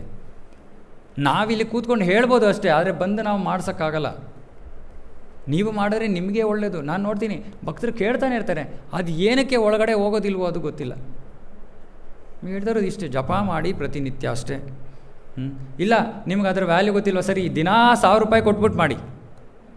ಏನಾದ್ರು ದುಡ್ಡು ಕೊಟ್ಟರೆ ವ್ಯಾಲ್ಯೂ ಅದಕ್ಕೆ ಅಂತ ನಮಗನ್ಸಿದ್ರೆ, ದಿನ ನನ್ನ ಅಕೌಂಟ್ ನಂಬರ್ ಕಳಿಸ್ತೀನಿ, ದಿನ ನನಗೆ 1000 ರೂಪಾಯಿ ಕಳಿಸಿ, ಬೇಕಾದ ಸೇವೆಗೆ ಉಪಯೋಗ ಆಗುತ್ತೆ ಲಕ್ಷ್ಮಿ. ನಾನು ಹೇಳ್ತಾ ಇರೋದು ಅಷ್ಟು ಅಮೂಲ್ಯವಾದದ್ದು ನಮಗೆ ಫ್ರೀಯಾಗಿ ಸಿಗ್ತಾ ಇದೆ, ಅದರ ಸದುಪಯೋಗ ಪಡಿಸ್ಕೊಳ್ಳಿ. ಇಲ್ಲಾಂದರೆ ನೀವು ಎಷ್ಟು ನಾವು ಜಪವನ್ನು ಮಾಡದೇ ಇದ್ರೂ ದಿನದಲ್ಲಿ ಹಗಲಿನಿಂದ ರಾತ್ರಿ ತನಕ ನಮ್ಮ ಜೀವನವನ್ನು ಸುಧಾರಿಸ್ಕೊಳ್ಳೋಕ್ಕೆ ಪ್ರಯತ್ನ ಮಾಡ್ತಾ ಇರೋದು, ಹೌದೋ ಇಲ್ವೋ? ಯಾರಾದರೂ ಹಾಳು ಮಾಡ್ಕೊಳ್ಳೋಕೆ ಪ್ರಯತ್ನ ಮಾಡ್ತಾಯಿದ್ದೀರಾ? ಬುದ್ಧಿವಂತರು ಯಾರು ಇದ್ದರೆ ಕೈ ಎತ್ತಿ. ಎಲ್ಲರೂ ಸರಿಪಡಿಸ್ಕೊಳ್ಳೋಕ್ಕೆ ಪ್ರಯತ್ನ ಮಾಡ್ತಾ ಇರೋದು. ಆ ಸರಿಪಡಿಸೋದಕ್ಕೆ ಅತ್ಯಂತ ಸುಲಭವಾದ ಅತ್ಯಂತ ಪ್ರಭಾವಕಾರಿ ವಿಧಾನ ಭಗವಂತನ ನಾಮಜಪ. ಇನ್ನೇನು ಮಾಡಬೇಕಾಗಿಲ್ಲ. ನಾವು ಇಲ್ಲಿಂದ ಕಷ್ಟಪಟ್ಕೊಂಡು ತಿರುಪತಿಗೆ ಹೋಗ್ತೀವಿ, ಯಾವುದೋ ದೇವಸ್ಥಾನಕ್ಕೆ ಹೋಗ್ತೀವಿ, ಇಲ್ಲಿಂದ ಅಷ್ಟೊಂದು ಇಲ್ಲಿಂದ ಟ್ರಾನ್ಸ್ಪೋರ್ಟೇಷನ್ ಅರೇಂಜ್ ಮಾಡ್ತೀವಿ, ಅಲ್ಲಿ ಇರೋದಕ್ಕೆ ಅರೇಂಜ್ ಮಾಡ್ತೀವಿ, ಅಲ್ಲೆಲ್ಲೋ 3 ಗಂಟೆಗೆ ಬೆಳಗ್ಗೆ, ಇವಾಗ 3 ಗಂಟೆಗೆಲ್ಲ ದರ್ಶನ, 3 ಗಂಟೆಗೆ ಹೋಗಿ ಲೈನಲ್ಲಿ ನಿಂತ್ಕೋಬೇಕು ಭಗವಂತನ ನೋಡ್ಬೇಕಂದ್ರೆ ಸರ್ವದರ್ಶನದಲ್ಲಿ. ಅಷ್ಟೊಂದೆಲ್ಲ ಕಷ್ಟಪಟ್ಕೊಂಡು ನಾವು ಹೋಗ್ತೀವಿ, ಅಲ್ಲಿ ಹೋಗಾದ್ಮೇಲೆ ಕಷ್ಟಪಟ್ಕೊಂಡು ಹೋಗಾದ್ಮೇಲೆ ಭಗವಂತ ನಮ್ಮನ್ನು ನೋಡೋದನ್ನ ಬಿಟ್ಟನೋ ಗೊತ್ತಿಲ್ಲ. ಯಾವಾಗ ನೋಡ್ತಾನೆ ಭಗವಂತ ನಮ್ಮನ್ನು? ನಾನು ನೋಡಿ ಎಷ್ಟು ದುಡ್ಡು ಇಟ್ಕೊಂಡು ಬಂದೀನಿ ನೋಡ್ತಾನ ಭಗವಂತ? ಭಗವಂತ ಯಾವಾಗ ಜೀವಿಯನ್ನು ನೋಡ್ತಾನೆ? ನಮ್ಮ ಆಚಾರ್ಯರು ಹೇಳ್ತಾರೆ, ನೀವು ನಿಮ್ಮ ಜೀವನವನ್ನು ಯಾವ ರೀತಿ ನಡೆಸಬೇಕು ಅಂದರೆ ಭಗವಂತ ನಿಮ್ಮನ್ನು ನೋಡೋ ರೀತಿಯಲ್ಲಿ ಜೀವನ ನಡೆಸಬೇಕು. ನೀವು ಭಗವಂತನನ್ನು ನೋಡೋಕ್ಕೆ ಸಾಧ್ಯನೇ ಇಲ್ಲ. ಹೆಂಗೆ ನೋಡೋಕ್ಕಾಗತ್ತೆ? ಭಗವಂತ ನಮ್ಮ ಕಣ್ಣುಗಳನ್ನು ಮೀರಿರೋ ಅಂಥವನು. ಅದಕ್ಕೆ ಅವನ ಹೆಸರು ಅಧೋಕ್ಷಜ ಅಂತ. ನಮ್ಮ ಕಣ್ಣಿಂದ ನೋಡೋಕ್ಕಾಗೋದೇ ಇಲ್ಲ ನಮ್ಮ ಭಗವಂತನ. ಅವನೇನೋ ಕೃಪೆ ತೋರಿ ಒಂದು ಭೌತಿಕ ರೂಪವನ್ನು ಸ್ವೀಕಾರ ಮಾಡಿದ್ದಾನೆ, ಸರಿ ಇವ್ರಿಗೆ ಇದು ಕಾಣುತ್ತೆ, ಇದನ್ನಾದರೂ ನೋಡಲಿ ಅಂತ. ಅರೆ ಭಗವಂತ ಸ್ವಯಂ ಭಗವಂತ ನಮ್ಮನ್ನು ತಾನು ನೋಡ್ತಾ ಇದ್ದಾನೆ, ನಮಗೆ ಗೊತ್ತಿಲ್ಲ ಅವನು ನೋಡ್ತಾ ಇದ್ದಾನೋ ಇಲ್ವೋ ಅಂತ. ಅದಕ್ಕೆ ಆಚಾರ್ಯರು ಹೇಳ್ತಾರೆ, ಅವನು ನಮ್ಮನ್ನು ನೋಡೋ ರೀತಿಯಲ್ಲಿ ಜೀವನ ನಡೆಸಿ ಅಂತ. ಸೊ ನಾವು ಅಲ್ಲಿ ತನಕ ಹೋಗೋ ಅವಶ್ಯಕತೆಯೇ ಇಲ್ಲ. ಸುಮ್ಮನೆ ಇಲ್ಲಿ ನಿಂತ್ಕೊಂಡು ಒಂದು ಕ್ಷಣ ಕೃಷ್ಣ ಅಂದರೆ ಕೃಷ್ಣ ನೋಡ್ದ, ಏನಪ್ಪ ಏನು ವಿಷಯ, ಅಲ್ಲಿ ತನಕ ಹೋಗೋ ಅಷ್ಟೊಂದು ಕಷ್ಟಪಡೋ ಅವಶ್ಯಕತೆ ಇಲ್ಲ. ಅಷ್ಟು ಸುಲಭ ಮಾಡಿಕೊಟ್ಟಿದ್ದಾನೆ ಭಗವಂತ, ಯೋಚನೆ ಮಾಡಿ. ಹಾಗಾಗಿ ಈ ಶ್ಲೋಕದಲ್ಲಿ ಹೇಳ್ತಾಯಿದ್ರೆ, ನೀವು ನಿಮ್ಮ ಈ ರಜೋಗುಣದಿಂದ ಹುಟ್ಟಿರುವಂತಹ ಕಾಮದ ಹಿಂದೆ ಎಷ್ಟೇ ಬಿದ್ದರೂ ನಿಮಗೆ ಜೀವನದಲ್ಲಿ ಸಂತೋಷ ಅನ್ನೋದರ ಅನುಭವ ಆಗೋಕ್ಕೆ ಸಾಧ್ಯನೇ ಇಲ್ಲ. ನಮ್ಮ ಜೀವನದಲ್ಲಿ ನೋಡಿ, ನಾವು ಇಷ್ಟು ಕಷ್ಟಪಡ್ತೀವಿ, ಆದರೂ ಕೂಡ ನಮಗೆ ನಿಜವಾಗ್ಲೂ ಆನಂದ ಅನ್ನೋದು ಸಿಗೋದು ಯಾವಾಗಲೂ ಒಂದು ದೇವಸ್ಥಾನದಲ್ಲಿ ಹೋಗಿ ಕೂತ್ಕೋತೀವಿ, ಒಂದು ಭಜನೆ ಕೇಳ್ತೀವಿ, ಒಂದು ಕೀರ್ತನೆ ಕೇಳ್ತೀವಿ, ಆವಾಗಲೇ ನಮಗೆ ನಿಜವಾಗ್ಲೂ ಆನಂದ ಅಂತ ಅನ್ನಿಸೋದು. ಸರಿ, ಏನೋ ಭೌತಿಕ ವಸ್ತು ತೊಗೊಂಡ್ವಿ, ಎಷ್ಟು ಕ್ಷಣ ಇದೆ ಆನಂದ, ಅದು ತೊಗೊಂಡು ಮನೆಗೆ ಬರೋಷ್ಟೊತ್ತಿಗೆ ಆನಂದ ಹೊಟ್ಟೋಯ್ತು, ನೆಕ್ಸ್ಟ್. ಹಾಗಾಗಿ ಭೌತಿಕ ವಿಷಯಗಳೇ ನಮಗೆ ಸಂತೋಷವನ್ನು ಕೊಡೋಕ್ಕೆ ಸಾಧ್ಯ ಇಲ್ಲ. ಇದನ್ನು ಅರ್ಥ ಮಾಡ್ಕೊಂಡು ಇವಾಗ ಇದೇ ವಿಷಯವನ್ನು ಸ್ವಲ್ಪ ಮುಂದುವರಿಸ್ತೀನಿ. ಬಹಳ ಅದ್ಭುತವಾದ ವಿಷಯಗಳು ಬರೆದಿದ್ದಾರೆ ಪ್ರಭುಪಾದರಿಲ್ಲಿ. ಈ ಭಾವಾರ್ಥ ತುಂಬ ಚೆನ್ನಾಗಿದೆ ನೋಡಿ. ಇವಾಗ ಒಂದು ಸುಂದರವಾದ ವಿಷಯ, ಕೃಷ್ಣ ನಮ್ಮನ್ನು ಸೃಷ್ಟಿ ಮಾಡಿದ ಕಾರಣ ಏನು? ಓಕೆ, ನಾವೆಲ್ಲ ನಾವು ಯಾರು ಅಂದರೆ ಏನು ಹೇಳ್ತೀವಿ ನಾವು ಇವಾಗ? ನಮ್ಮ ಐಡೆಂಟಿಫಿಕೇಷನ್ ಏನಿವಾಗ? ನಾವು ಅಂದರೆ ನಾವು ಯಾರು ಅಂದರೆ ಏನು ಹೇಳಬೇಕು? ನಾವು ಆತ್ಮ, ಆಮೇಲೆ ಭಗವಂತನ ಅಂಶ, ಇದನ್ನು ಜ್ಞಾಪಕ ಇಟ್ಕೋಬೇಕಪ್ಪ ನೀವು. ರಾತ್ರಿ ಎದ್ಬಿಟ್ಟು ಯಾರು ಕೇಳಿದ್ರು ನಿಮ್ಮ ಹೆಸರೇನು ಜ್ಞಾಪಕ ಬರಲಿಲ್ಲ ಅಂದರೆ ಇದು ಜ್ಞಾಪಕ ಬರಬೇಕು. ನಾನು ಆತ್ಮ, ನಾನು ಭಗವಂತನ ಅಂಶ, ಅವನ ಸೇವೆ ಮಾಡೋದು ನನ್ನ ಧರ್ಮ, ಅದು ನನ್ನ ನಿಜವಾದ ಆನಂದದ ಮಾರ್ಗ. ಇಷ್ಟು ನಾವು ಜ್ಞಾಪಕ ಇಟ್ಕೋಬೇಕು. ಯಾರಿಗೋ ಜ್ಞಾಪಕ ಶಕ್ತಿ ಎಲ್ಲ ಹೊಟ್ಟೋಗ್ಬಿಡುತ್ತಲ್ಲ, ಅಂಥವ್ರಿಗೂ ಇದಿಷ್ಟು ಜ್ಞಾಪಕ ಇಟ್ಕೊಂಡ್ರೆ ಸಾಕು, ಬೇರೆ ಏನು ಜ್ಞಾಪಕ ಇಟ್ಕೊಳ್ಳೋದ್ರೆ ಅವಶ್ಯಕತೆ ಇಲ್ಲ. ಇವಾಗ ನಾವು ಭಗವಂತನ ಅಂಶ ಅಂತ ಇಲ್ಲಿ ಹೇಳ್ತಾ ಇದ್ದೀವಿ ನಾವು. ಮಮೈವಾಂಶೋ ಜೀವಲೋಕೆ, ಕೃಷ್ಣ ಹೇಳ್ತಾ ಇದ್ದಾನೆ ಭಗವದ್ಗೀತೆಯಲ್ಲಿ, ಮಮೈವಾಂಶೋ ಜೀವಲೋಕೆ ಜೀವಭೂತ ಸನಾತನಃ. ಮಮೈವ ಅಂಶ, ನಾವು ಕೃಷ್ಣನ ಅಂಶ. ಕೃಷ್ಣನ ಅಂಶ. ಅರೆ ಇವಾಗ ಕೃಷ್ಣನ ಅಂಶ ಆಗಿದ್ರೆ ಕೃಷ್ಣ ನಮ್ಮನ್ನು ಯಾಕೆ ಬೇರೆ ಮಾಡ್ದ? ನಾವು ಕೃಷ್ಣನ ಜೊತೆನೇ ಇರ್ಬೋದಾಯ್ತಲ್ವ. ಕೃಷ್ಣನ ಅಂಶ ಅಂದರೆ ಕೃಷ್ಣ ಸರ್ವಶಕ್ತಿವಂತ, ಅವನ ಶಕ್ತಿಗಳಲ್ಲಿ ನಾವು ಅವನ ಶಕ್ತಿಗಳ ಭಾಗಿಯಾಗಿದ್ವಿ. ಅದರಲ್ಲೇ ಶಕ್ತಿನೇ ನಾವು, ಇದು ನಾವು ತಟಸ್ಥ ಶಕ್ತಿ ಅಂತ ಹೇಳ್ತೀವಿ. ನಾವು ಶಕ್ತಿ. ಅರೆ ಭಗವಂತ ನಮ್ಮನ್ನು ಬೇರೆಯಾಗಿ ಯಾಕೆ ಸೃಷ್ಟಿ ಮಾಡ್ದ? ಇವಾಗ ನಾವೆಲ್ಲ ಬೇರೆ ಬೇರೆ ಜೀವಿಗಳು, ನಮ್ಮೆಲ್ಲರ ಬೇರೆ ಬೇರೆ ಪ್ರತ್ಯೇಕ separate individual existence, individual identity ಇದೆ. ಅಂದರೆ ಭಗವಂತ ನಮ್ಮನ್ನು ಅವನಿಂದ ಬೇರ್ಪಡಿಸಿ ನಮಗೆ ಒಂದು ಅಸ್ತಿತ್ವ ಅಂತ ಕೊಟ್ಟ. ಇದಕ್ಕೆ ಕಾರಣ ಏನಿರ್ಬೋದು? ಅಥವಾ ಕಾರಣ ಏನು ಇಲ್ಲವೇ ಇಲ್ವಾ? ನಾವೇ ಏನು ಸಾಮಾನ್ಯವಾಗಿ ಸ್ವಲ್ಪ ಜವಾಬ್ದಾರಿ ಜೀವಿಗಳು, ಕಾರಣ ಇಲ್ಲದೆ ಯಾವ ಕೆಲಸವನ್ನು ಮಾಡೋಲ್ಲ. ಇನ್ನು ಭಗವಂತನ ಬಗ್ಗೆ ಹೇಳೋದೇನಿದೆ, ಅವನಿಗೆ ಖಂಡಿತ ಕಾರಣ ಇತ್ತು. ಯಾವ ಕಾರಣದಿಂದ ಅವನು ನಮ್ಮನ್ನು ತನ್ನಿಂದ ಬೇರ್ಪಡಿಸಿ ನಮಗೆ ಒಂದು ಅಸ್ತಿತ್ವವನ್ನು ಕೊಟ್ಟ? ಕಾರಣ ಏನು? ನಾನು ಅಲ್ಲ, ಆತ್ಮನೇ ನಾವು ಆತ್ಮಗಳಾಗಿ ಭಗವಂತನ ಭಾಗವಾಗಿದ್ವಿ, ಅವನ ಅಂಶದಲ್ಲಿ ಒಂದಾಗಿದ್ವಿ, ಅವನಲ್ಲಿ ಒಂದಾಗಿದ್ವಿ. ಇವಾಗ ಅವನು ನಮ್ಮನ್ನು ಬೇರ್ಪಡಿಸ್ದ. ಓಕೆ, ನಮಗೆ ಫ್ರೀಡಮ್ ಓಕೆ ಅದಕ್ಕಿಂತ ಮುಂಚೆ ಅದು ಹಾಳಾಗಿದ್ದ ಸ್ಥಿತಿ ಅದು. ಓಕೆ, ಆ ಮಾತಾಜಿ ಹೇಳಿದ್ರಿಂದ ನಾನು ನೆಕ್ಸ್ಟ್ ಎಕ್ಸ್ಪ್ಲೇನ್ ಮಾಡ್ತೀನಿ. ಅದಕ್ಕಿಂತ ಮುಂಚೆ ಅಲ್ಲ, ಪಾಪ ಪುಣ್ಯ ಎಲ್ಲ ಆಧ್ಯಾತ್ಮಿಕ ಜಗತ್ತಿನಲ್ಲಿ ಏನೂ ಇಲ್ಲ. ಇದು ಆಧ್ಯಾತ್ಮಿಕ ಜಗತ್ತಿನ ವಿಷಯ. ಆಧ್ಯಾತ್ಮಿಕ ಜಗತ್ತಿನಲ್ಲಿ ಭಗವಂತ ನಮ್ಮನ್ನು ತನ್ನಿಂದ ಬೇರ್ಪಡಿಸಿ ನಮಗೆ ಒಂದು ಅಸ್ತಿತ್ವವನ್ನು ಕೊಟ್ಟ. ಇವಾಗ ಭಗವಂತ ಸಚ್ಚಿದಾನಂದ, ಅವನು ಯಾವಾಗಲೂ ಆನಂದದಲ್ಲಿರ್ತಾನೆ.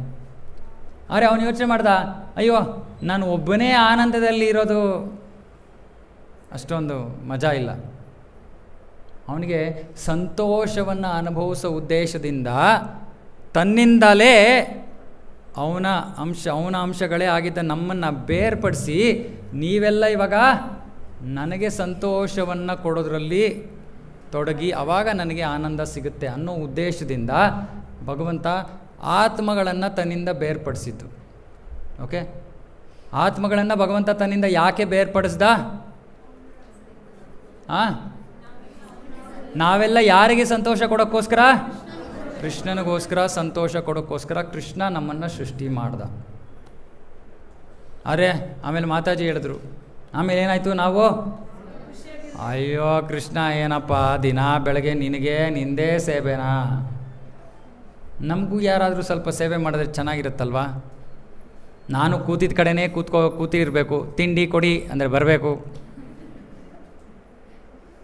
ನೋಡಿ ನೀನು ಟೈಮ್ ನಾವು ನೈವೇದ್ಯ ಮಾಡ್ತಾ ಇರ್ತೀವಿ, ಹಂಗೆ ನನಗೂ ಯಾರಾದ್ರು ಕೊಡೋ ಸಾಧ್ಯತೆ ಇದೆಯಾ? ಸೊ ಮಾತಾಜಿ ಹೇಳಿದ್ರಲ್ಲ, ನಮಗೆ ಒಂದು ಅಲ್ಪ ಸ್ವಾತಂತ್ರ್ಯ ಅನ್ನೋದಿದೆ, ಫ್ರೀಡಮ್ ಅಲ್ಪ, ಬಹಳ ಕಡಿಮೆ. ಯಾಕೆ ಕಡಿಮೆ ಅಂತ ಹೇಳ್ತಾರೆ? ಇಲ್ಲಿ ಯಾರಾದರೂ ಇದರ ಜೀವಿಗಳು ನನ್ನ ಜೀವನವನ್ನು ನನಗೆ ಬೇಕಾಗಿರೋ ರೀತಿಯಲ್ಲೇ ನಾನು ನಡೆಸ್ತೀನಿ, ಆಗತ್ತಾ? ಸೊ ಅಷ್ಟೊಂದು ಸ್ವಾತಂತ್ರ್ಯ ನಮ್ಮಲ್ಲಿಲ್ಲ, ಅಲ್ಪ ಸ್ವಾತಂತ್ರ್ಯ ಇದೆ. ಈ ಅಲ್ಪ ಸ್ವಾತಂತ್ರ್ಯ ಹೇಗೆ ಅಂದರೆ, ಹೆಚ್ಚು ಕಡಿಮೆ ಮಾತಾಜಿ ಹೇಳ್ದಂಗೆ ಹೆಚ್ಚು ಕಡಿಮೆ ನಾವು ಇವಾಗ ಭೌತಿಕ ಜಗತ್ತಿನಲ್ಲಿ ಬಂದೀವಿ, ಹೆಚ್ಚು ಕಡಿಮೆ ಮಾಯೆ ನಾವನ್ನು ಹೊಡೆದಾಗ್ತಾ ಇದ್ದಾಳೆ, ಲೆಫ್ಟ್ ರೈಟ್ ಹೊಡಿತಾ ಇದ್ದಾಳೆ. ಹೇಗೆ? ನಮಗೆ ಕಷ್ಟಗಳನ್ನು, ನಮ್ಮ ಕರ್ಮಫಲಗಳನ್ನು ನಮಗೆ ಕೊಡೋದ್ರ ಮೂಲಕ ಅವಳು ನಮಗೆ ಜಾಡಿಸಿ ಹೊಡಿತಾ ಇದ್ದಾಳೆ. ಆ ಹೊಡೆತವನ್ನು ನಿಲ್ಲಿಸೋದಕ್ಕೆ ನಮಗೆ ಶಕ್ತಿ ಇದೆಯಾ? ಆ ಶಕ್ತಿ ನಮಗಿಲ್ಲ. ಅರೆ ಭಗವಂತ ನಮಗೆ ಅಲ್ಪ ಶಕ್ತಿಯನ್ನು ಕೊಟ್ಟಿದ್ದಾನೆ, ಯಾಕೆಂದರೆ ನಾವು ಅವನ ಅಂಶವಾಗಿದ್ದು ಅವನಲ್ಲಿ ಏನೇನು ಶಕ್ತಿ ಇದೆಯೋ ಅದು ನಮ್ಮಲ್ಲಿದೆ, ಆದರೆ ಅಲ್ಪ ಪ್ರಮಾಣದಲ್ಲಿದೆ. ಆ ಅಲ್ಪ ಪ್ರಮಾಣದ ಶಕ್ತಿಯನ್ನು ನಾವು ಹೇಗೆ ಉಪಯೋಗಿಸ್ಬೋದು? ಅಯ್ಯೋ ನನಗೆ ಜೀವನದಲ್ಲಿ ಕಷ್ಟ ಆಗ್ತಾಯಿದೆ, ಭಗವಂತ ಬಿಟ್ಟರೆ ನನಗೆ ಬೇರೆ ಯಾರೂ ಗತಿ ಇಲ್ಲ ಅಂದ್ಬಿಟ್ಟು ಭಗವಂತನ ಹತ್ರ ಬಂದು ಭಗವಂತನ ಭಕ್ತಿ ಮಾಡೋದು ಅಲ್ಪ ಸ್ವಾತಂತ್ರ್ಯದ ಸದುಪಯೋಗ. ಸದುಪಯೋಗ ಅಂದರೆ ಸರಿಯಾಗಿ ಉಪಯೋಗಿಸ್ಕೊಳ್ಳೋದು. ದುರುಪಯೋಗ ಮಾಡಿಕೊಂಡಾಗ ಅಯ್ಯೋ ನನಗೆ ತುಂಬ ಕಷ್ಟ ರೀ, ಹೆಂಗಸ್ರ ಕಡೆ ನೋಡಲ್ಲ, ಗಂಡಸ್ರ ಕಡೆ ಸಿಗರೇಟ್ ಸೇದೋದು, ಏನೋ ಕುಡಿಯೋದು, ಇದು ದುರುಪಯೋಗ. ಸೊ ನಾವೇನು ಮಾಡಿದ್ವಿ? ನಮ್ಮ ಅಲ್ಪ ಸ್ವಾತಂತ್ರ್ಯದ ದುರುಪಯೋಗ ಪಡಿಸ್ಕೊಂಡ್ವಿ. ಕೃಷ್ಣ ನಮಗೆ ಅಲ್ಪ ಸ್ವಾತಂತ್ರ್ಯ ಕೊಟ್ಟಿದ್ದ, ನೋಡಪ್ಪ ಈ ಸ್ವಾತಂತ್ರ್ಯದಿಂದ ನೀನು ನನಗೆ ಸೇವೆ ಮಾಡು ಅಂತ. ನಾವೇನು ಮಾಡಿದ್ವಿ? ಆ ಸ್ವಾತಂತ್ರ್ಯದ ದುರುಪಯೋಗ ಪಡಿಸ್ಕೊಂಡು, ಇಲ್ಲ ನನಗೇ ಆನಂದ ಬೇಕು, ನಾನು ಕೃಷ್ಣನಿಗೆ ಸೇವೆ ಮಾಡಲ್ಲ. ಆ ದುರುಪಯೋಗದಿಂದ ನಾವಿಲ್ಲಿ ಕಷ್ಟಪಡ್ತಾ ಇದ್ದೀವಿ. ಇವತ್ತು ಕೂಡ ನಮ್ಮ ಜೀವನದಲ್ಲಿ ನಾವು ಮಾಡುವಂಥ ಎಲ್ಲ ನಿರ್ಧಾರಗಳು ಒಂದೊಂದು ನಮ್ಮ ತಲೆ ಮೇಲೆ ಬಂದು ಬೀಳುತ್ತೆ. ಒಂದೊಂದು ಸಮಸ್ಯೆಗಳು ಬಂದು ನಮ್ಮ ತಲೆ ಮೇಲೆ ಬೀಳುತ್ತೆ. ಅದು ನಮ್ಮ ಸ್ವಾತಂತ್ರ್ಯ ಅಲ್ಲ. ಆ ಸಮಸ್ಯೆ ಬಂದಾಗ ನಾವು ಏನು ಮಾಡ್ತೀವಿ? ಅದು ಒಂದಿಷ್ಟು ಸ್ವಾತಂತ್ರ್ಯ ನಮ್ಮ ಹತ್ರ ಇರ್ಬೋದು. ಸೊ ಇಲ್ಲಿ ಕೃಷ್ಣ ಹೇಳ್ತಾ ಇರೋದು ಏನಂದರೆ, ಪ್ರಭುಪಾದರು ಹೇಳ್ತಾರೆ, ನಮ್ಮನ್ನು ಸೃಷ್ಟಿ ಮಾಡಿದೆ ಭಗವಂತ ಅವನಿಗೆ ಸೇವೆ ಮಾಡಿ ಅವನಿಗೆ ಸಂತೋಷವನ್ನು ಕೊಡೋದಕ್ಕೆ. ಅದನ್ನು ಮಾಡ್ತಾ ಇಲ್ಲದೆ ಇರೋದು ನಮ್ಮ ಸ್ವಾತಂತ್ರ್ಯದ ದುರುಪಯೋಗ. ಆ ದುರುಪಯೋಗದಿಂದಲೇ ನಾವು ಜೀವನದಲ್ಲಿ ಕಷ್ಟ ಅನುಭವಿಸ್ತಾ ಇರೋದು. ನಮ್ಮ ಸ್ವಾತಂತ್ರ್ಯವನ್ನು ನಾವು ಸರಿಯಾಗಿ ಬಳಸಬೇಕು. ಅದನ್ನು ಮತ್ತೆ ಕೃಷ್ಣನಿಗೆ ತೃಪ್ತಿಯನ್ನು ಕೊಡೋ ರೀತಿಯಲ್ಲಿ ನಾವು ಜೀವನ ಮಾಡಿದ್ರೆ ಮತ್ತೆ ನಮ್ಮ ಜೀವನದಲ್ಲಿ ಆನಂದ ಬರುತ್ತೆ. ಸಹಜವಾದ ವಿಷಯ, ಜಾಸ್ತಿ ತಲೆ ಕೆಡಿಸ್ಕೋಬೇಕಲ್ಲ. ಗೊತ್ತಾಯ್ತಾ ನಾನು ಹೇಳ್ತಾ ಇರೋದು? ಯಾರು ಎಕ್ಸ್ಪ್ಲೇನ್ ಮಾಡ್ತೀರಾ? ನಾನಿವಾಗ ಏನು ಹೇಳಿದೆ?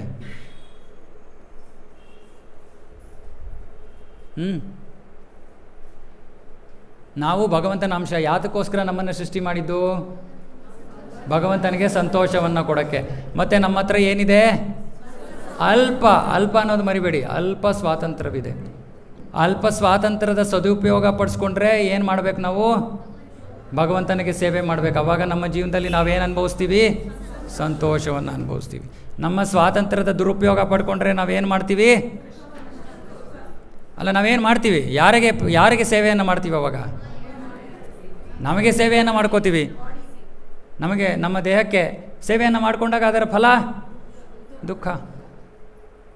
ಸೊ ಮತ್ತೆ ಸಂತೋಷ ಬೇಕೋ ದುಃಖ ಬೇಕೋ? ಯಾರು ಸೇವೆ ಮಾಡಬೇಕು? ಜ್ಞಾಪಕ ಇರುತ್ತಾ? ಇಲ್ಲ ಪ್ರಭು, ಕ್ಲಾಸ್ ಆಗೋ ತನಕ ಜ್ಞಾಪಕ ಇರುತ್ತೆ, ಆಮೇಲೆ ಮರೆತುಬಿಡ್ತೀವಿ. ಹೋಗಿ ಮನೇಲಿ ಬರೆದು ಇಟ್ಕೊಂಬಿಡಿ ಇದನ್ನು ಒಂದು ಕಡೆ. ನನಗೆ ಜೀವನದಲ್ಲಿ ಸಂತೋಷ ಬೇಕು ಅಂತ ಸರಳವಾದ ವಿಷಯ, ಕೃಷ್ಣನ ಸೇವೆಯಲ್ಲಿ ತೊಡಗೋಣ, ಸಂತೋಷವಾಗಿರ್ತೀನಿ ಅಷ್ಟೇ, ಸಿಂಪಲ್. ಸೊ ಅವನ ಸಂತೋಷಕ್ಕೋಸ್ಕರ ನಮ್ಮನ್ನು ಸೃಷ್ಟಿ ಮಾಡಿರೋದು. ಇವಾಗ ಇನ್ನೊಂದು ಅದ್ಭುತವಾದ ವಿಷಯ ಪ್ರಭುಪಾದರು ಬರೀತಾರೆ ಇಲ್ಲಿ. ಈ ಭೌತಿಕ ಜಗತ್ತನ್ನು ಯಾಕೆ ಸೃಷ್ಟಿ ಮಾಡ್ದ ಭಗವಂತ? ಭೌತಿಕ ಜಗತ್ತು ಸೃಷ್ಟಿ ಮಾಡೋ ಅವಶ್ಯಕತೆ ಏನಿತ್ತು? ಪ್ರಾಣಿಗಳ ಏನು ಮತ್ತೆ ನಾವೆಲ್ಲ ಇದೀವಲ್ವ ಇಲ್ಲಿ, ಪ್ರಾಣಿಗಳು ಮಾಡಿಬಿಟ್ರೆ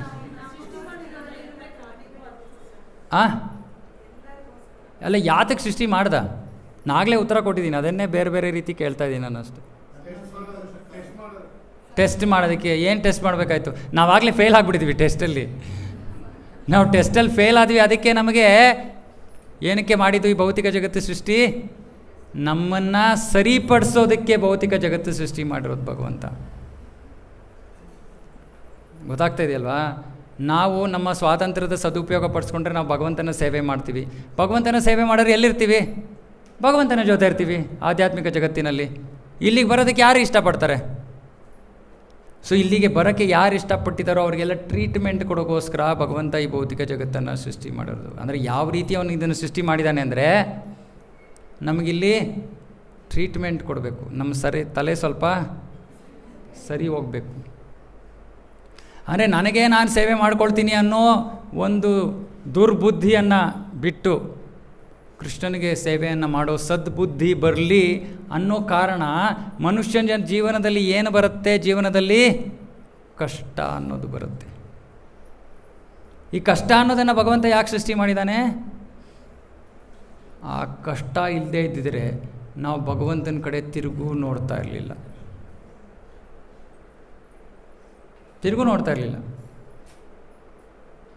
ಪ್ರಭುಪಾದರು ಬರೀತಾರೆ ಭಾವಾರ್ಥದಲ್ಲಿ, ಅಮೆರಿಕಾದಲ್ಲಿದ್ದಾಗ ಅವರು ಈ ಭಾಗವತಕ್ಕೆ ಭಾವಾರ್ಥ ಬರೀತಾ ಇದ್ದಾರೆ. ಅದರಲ್ಲಿ ಹೇಳ್ತಾರೆ, ಅಮೆರಿಕ ಯುರೋಪ್ನಲ್ಲೆಲ್ಲ ಚರ್ಚ್ಗಳು ಖಾಲಿ, ಚರ್ಚ್ಗಳಿಗೆ ಯಾರು ಜನ ಹೋಗಲ್ಲ. ಅಲ್ಲಿ ಯಾಕೆ ಹೋಗಲ್ಲ? ಅವರು ಬೇಕಾಗಿರೋದೆಲ್ಲ ಇದೆ ಜೀವನದಲ್ಲಿ. ಎಂಥ ಮುಟ್ಟಾಳ ಸಮಾಜ ಅದು ಅಂದರೆ, ಒಬ್ಬ ವ್ಯಕ್ತಿ ಕೆಲಸ ಮಾಡಲ್ಲ ಅಂದರೆ ಅದಕ್ಕೂ ಕೂಡ ರಾಷ್ಟ್ರ ಅವನಿಗೆ ದುಡ್ಡು ಕೊಡ್ತಾರೆ. ಓ ನೀನು ಕೆಲಸ ಮಾಡಲ್ವೇನಪ್ಪ, ಸರಿ ನೀನು ಮನೇಲಿ ಕೂತಿರೋ. ಅವರೆಲ್ಲ ಕತ್ತೆಗಳ ಥರ ಕೆಲಸ ಮಾಡಿ ದುಡಿತಾ ಇದ್ದಾರೆ, ಅವರಿಂದ ಟ್ಯಾಕ್ಸ್ ತೊಗೋತೀವಿ, ನಿನ್ನ ಹೊಟ್ಟೆಗೆ ನಾವು ನಿನ್ನ ಹೊಟ್ಟೆ ತುಂಬಿಸ್ತೀವಿ. ಇದು ಅಮೇರಿಕಾ. ಸೊ ಹಾಗಾಗಿ ಅಲ್ಲಿ ಜನರಿಗೆ ಯಾವ ಅವಶ್ಯಕತೆಯೂ ಇಲ್ಲ, ಎಲ್ಲದಕ್ಕೂ ಏನೋ ಒಂದು ರೂಲ್ ಇದೆ, ಗೌರ್ಮೆಂಟ್ ಏನೋ ಸರ್ಕಾರ ಹೆಂಗೋ ಅಂತ ಅವ್ರನ್ನ ನೋಡ್ಕೊಳ್ತಾ ಇದೆ. ಯಾತಕ್ಕೆ ದೇವ್ರ ಹತ್ರ ಹೋಗ್ತಾರೆ?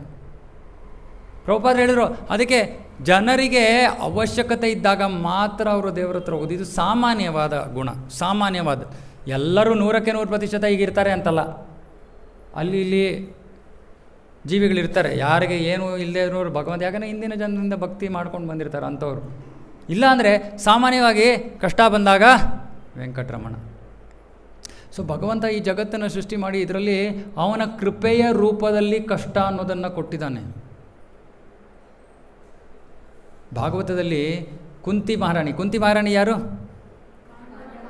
ಪಾಂಡವರ ತಾಯಿ ಅವಳು. ಯಾರ ತಾಯಿ ಅವಳು? ಹಾಂ ಅಲ್ಲ, ಆಯಿತು, ಅವನು ಬಿಡಿ, ಅವನು ಪರವಾಗಿಲ್ಲ. ಈ 5 ಜನರಲ್ಲಿ ಎಷ್ಟು ಜನರ ತಾಯಿ ಅವಳು? 3 ಜನರ ತಾಯಿ. ಆದರೆ ಅವಳಿಗೆ ಹೇಳೋದು ಪಾಂಡವರ ತಾಯಿ ಅಂತ. ಅಂದರೆ ಅವಳು ನಿಸ್ವಾರ್ಥತೆ, ಇದು ಅವಳ ನಿಸ್ವಾರ್ಥತೆ. ಅವಳು ಎಲ್ಲ 5 ಮಕ್ಕಳನ್ನು ತನ್ನ ಮಕ್ಕಳಂತಾನೆ ಬೆಳೆಸಿದ್ಲು. ಈ ಕುಂತಿ ಮಹಾರಾಣಿಯ ಜೀವನದಲ್ಲಿ ಎಂತಹ ಘಟನೆಗಳು ನಡೆದವು ಯಾರ್ಯಾರು ಗೊತ್ತಾ? ಏನೇನು ಥರ ಕಷ್ಟಗಳನ್ನು ಅನುಭವಿಸಿದ್ರು ಪಾಂಡವರು. ನೀವೆಲ್ಲ ಮಹಾಭಾರತ ಓದಿರ್ತೀರಾ, ಕೇಳಿರ್ತೀರ. ಯಾವ್ಯಾವ ಥರ ಕಷ್ಟಗಳು ಅನುಭವಿಸಿದ್ರು ಪಾಂಡವರು? ಅದಕ್ಕಿಂತ ಮುಂಚೆಯಿಂದ ಸ್ಟಾರ್ಟ್ ಮಾಡೋಣ, ಫಸ್ಟ್ ಭೀಮನಿಗೆ ಏನು ಕೊಟ್ಟರು? ವಿಷ. ಯಾವ ರೂಪದಲ್ಲಿ? ಕೇಕ್ ತಿನ್ನೋಕ್ಕಿಂತ ಮುಂಚೆ ಯೋಚನೆ ಮಾಡಿ. ಭೀಮನಿಗೆ ಕೇಕ್ ತುಂಬ ಇಷ್ಟ ಅಂದ್ಬಿಟ್ಟು ದುರ್ಯೋಧನ ಏನು ಮಾಡ್ತಾನೆ, ಕೇಕ್ ಚೆನ್ನಾಗಿ ಮೇಲೆಲ್ಲ ಡೆಕೋರೇಟ್ ಮಾಡಿ ಒಳಗಡೆ ಚೆನ್ನಾಗಿ ವಿಷ ಹಾಕ್ಬಿಟ್ಟು ಕೊಡ್ತಾನೆ. ಅವಾಗ ಏನಾಗುತ್ತೆ, ಭೀಮ ಅದನ್ನು ತಿನ್ಬಿಟ್ಟು ನೀರಲ್ಲಿ ಮುಳುಗೋಗ್ಬಿಡ್ತಾನೆ. ಆಮೇಲೇನೋ ಬೇರೆ ಕತೆ. ಆಯಿತು ಆಮೇಲೆ ಇನ್ನೇನೇನು ಕಷ್ಟ ಕೊಟ್ಟಿದ್ದಾರೆ? ಅರಗಿನ ಮನೆ, ಅದರಲ್ಲಿ ಕಳಿಸ್ತಾನೆ ದುರ್ಯೋಧನ, ನೀವು ಹೋಗಿ ನಿಮಗೋಸ್ಕರ ಕಟ್ಟಿದ್ದೀನಿ ಅಂತ. ಆಮೇಲೆ ಅದಕ್ಕೆ ಬೆಂಕಿ ಇಡೋಕ್ಕೆ ಪ್ರಯತ್ನ ಮಾಡ್ತಾನೆ. ಆಮೇಲೆ ಅಲ್ಲ, ಅದಕ್ಕಿಂತ ಮುಂಚೆ ದ್ರೌಪದಿಯ ವಸ್ತ್ರ ಭರಣ. ಆಮೇಲೆ ಹಿಡಿಂಬಾಸುರ, ಬಕಾಸುರ. ಆಮೇಲೆ ಇದು ಗೊತ್ತಾ, ದೂರ್ವಾಸ ಮುನಿಗಳು ಬರೋದು.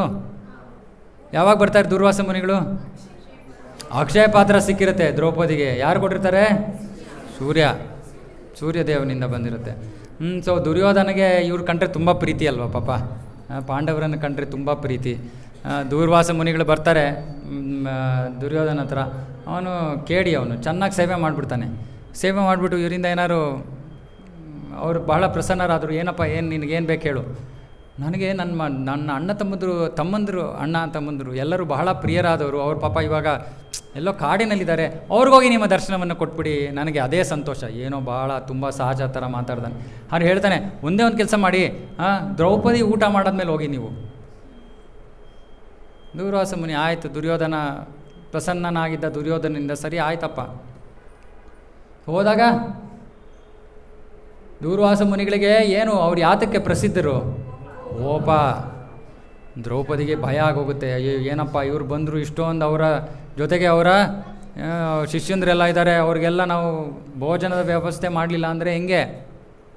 ಅಕ್ಷಯ ಪಾತ್ರೆ ಯಾವಾಗ ತನಕ ಕೊಡುತ್ತೆ ಅದು ಆಹಾರ? ದ್ರೌಪದಿ ತಿನ್ನೋ ತನಕ.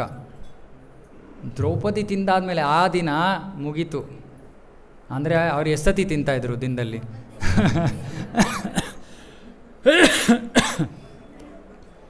ಸೊ ಇವಾಗ ದ್ರೌಪದಿ ತಕ್ಷಣ ಏನು ಮಾಡ್ತಾಳೆ? ಯಾರನ್ನು ಕರೀತಾಳೆ? ಇನ್ಯಾರು ಗೊತ್ತೇ ಇಲ್ಲ ಅವ್ರಿಗೆ, ಪಾಂಡವರಿಗೆ. ಕೃಷ್ಣ ಬರ್ತಾನೆ, ಅಯ್ಯೋ ನಂಗೆ ತುಂಬ ಹೊಟ್ಟೆ ಹಸಿತಾ ಇದೆ ಅಂತ ಬರ್ತಾನೆ ಕೃಷ್ಣ.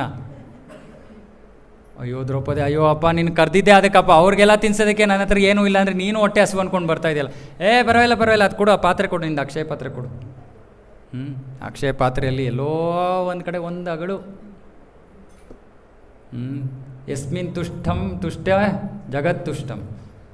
ಸೊ ಕೃಷ್ಣ ಏನು ಮಾಡ್ತಾನೆ, ಆ ಒಂದು ಅಗಳಕ್ಕೆ ತೊಗೊಂಡು ತುಷ್ಟನಾಗಿ ಹೋಗ್ತಾನೆ, ಸಂತುಷ್ಟನಾಗಿ ಹೋಗ್ತಾನೆ. ಆಗ ಎಲ್ಲ ದುರ್ವಾಸರು ಅವರು ಶಿಷ್ಯಂದ್ರೆಲ್ಲರೂ, ಅಯ್ಯಪ್ಪ ತುಂಬ ಹೊಟ್ಟೆ ತುಂಬ ಹೋಯ್ತಪ್ಪ, ಬೇಡ ತಿರ್ಗಾ ಅಂತ ಅಲ್ಲಿಂದ ಓಡ್ಬಿಡ್ತಾರೆ.